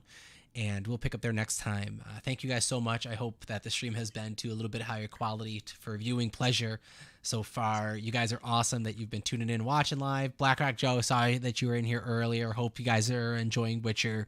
I binged through and crushed season 1 all of last week when I was sick with the vid. So I'm ready to binge season 2 now because it looks awesome, and Jesus, loved season 1. If you want to picture a way to really see how D&D would be visually, I picture it would be very similar to The Witcher combat-wise. I always related it to Lord of the Rings because the swords work and the fighting in the battles is pretty good, especially like the ogre scene in the Caves of Moria with like is it ogre? No, it's a troll, I think. The cave troll. Where they're all shooting, they're all attacking the thing, and Gimli, and they knock the skeleton and the goblins. That's really good because it's like you see a bunch of like 6-second splits of each character. But watching The Witcher, you see an action surge, you see magic being done in combat. There is a battle mage, there is a warcaster a few times that you see combat being done, and you're just like, this is awesome. So if you haven't yet, go watch The Witcher. I'm Anthony, your Dungeon Master, Smiling DM for today. And check us out on podcasters _ on Twitch, Facebook at Podcasters Tabletop Gaming Podcast. Basically, just search up Faybala 5. On Google, you get to us. We have a link tree. Also, get us on Instagram, Podcasters _ Tabletop Gaming. Check us out, support us, follow, like, hit, subscribe, all of the above. Check out some other podcasts I'm a part of. One specifically called Chris and Anthony Just Can't Stop. I love it. It's some fun zaniness. We talked about some Hallmark movies this in the recent episode that we recorded. So for those of you that are going to be listening to that episode, I'm sorry, but you're going to hear Chris's opinion on a movie as well as some other people. It's a really fun Christmas episode to drop. But check us out. Check out the network at bicbp-radio.com. That's everything from me. Before we kick off to the players, Jeff, drop some info about DCT Industries. All right. You guys can check out DCT Industries on Facebook and Instagram. Be sure to check out our game Kaimon. That's Kaimon on Facebook and Instagram as well. Just again, I want to say thank you for letting me be a sponsor for the show. You guys are great, and thank you for having me on. We love it. We love having Morgor. It's always a great time, and thank you so much, Jeff, for coming on. Guys, head on over, support Kaimon and DCT Industries. All right, we're going to go down the list on what I'm looking at. Maximus, you're up. Nothing really to promote tonight. Kaimon, as always. Morgor was awesome. Mahoo, great. Rest of the Faybala 5, you guys look so forward to Sunday nights to hang out with y'all and have a wonderful time. So cheers. All right. Pat, you're up next. Mahoo. As always, I have nothing to plug. I'm just happy to be a personality as teaming up with the Faybala 5 tonight. Thank you guys for running me through most of my PTSD scenarios of Barovia. I really appreciate that. You guys are so considerate, and you're fucked up. I hope you all are in therapy. Thank you. Danny. Many gratitudes to you for that. No, you can, yeah, basically. No, you can follow Howard on Twitter at PodcastersH. And then if you want to check out some of my artwork, I just dropped a commission for a Christmas present. I gave it to her finally, so now I can post it up, of the House of Jigglepuff. So go check it out at Ratfink Arts. That's RATPHINC Arts on Instagram and Facebook. There you go. Check them out. And Finks. All right, guys, you can follow Finks on Twitter at PodcastersFinks. I had a nice little post about Morgor in Mahoo on there today, so check that out. And if you want to follow me personally, I am on Instagram at Phoenix Forge, painting miniatures. Not very active right now. You know how it goes. Life's busy, but eventually follow it. Follow it, guys. Or And else. then last but not least, we have not heard it in a while, so Ricky, do not fuck it up. Yes. I'm Remus, and you can follow Remus at Podcasters Remus on Twitter. You can follow me at Rick_Coates on Instagram and Twitter and all that fun stuff. What do I have to announce? Clearly, I am a digital image right now, but soon I'll be back, and it's nice to be back. I'm very happy to be back. I'll be back at least for a few weeks. I know I've been doing a lot of stuff with Keep Flying lately. We've got the 4 Year Strong holiday show in Worcester, Massachusetts on the 30th, and then we've got our own holiday show January 1st in Amityville Music Hall on Long Island. So those are the things I have, and then I'll be in Florida for like a week or so in January. We're announcing that this week, so that'll be fun. You can check out all the stuff at Keep Flying Band, and I think that's pretty much it. I'm just happy to see what's going to happen next. I imagine during some of the walk, Remus was just trying to like extend his metallic arm to see if it was like it would extend, like if it could go past normal arm length because it's metal. Probably not, but you know, we'll figure it out. We'll figure out what's happening to him, I'm sure. But yeah, thank you all for listening. I always appreciate it, and I'm always glad to be here. All right, well, guys, thank you so much, Ricky. Remus, you're a great character, and without further ado, guys, grab that D20. I'm gonna grab my Innistrad dice that I got at a Magic the Gathering tournament that I played at with Patrick over here. So, actually get it. That's very coincidental because I happen to have the exact same one. Are we both rolling the same dice? Oh, yes, we are. All right, roll your D20s, guys. And until next time, keep. I rolled a 10. So I don't know what you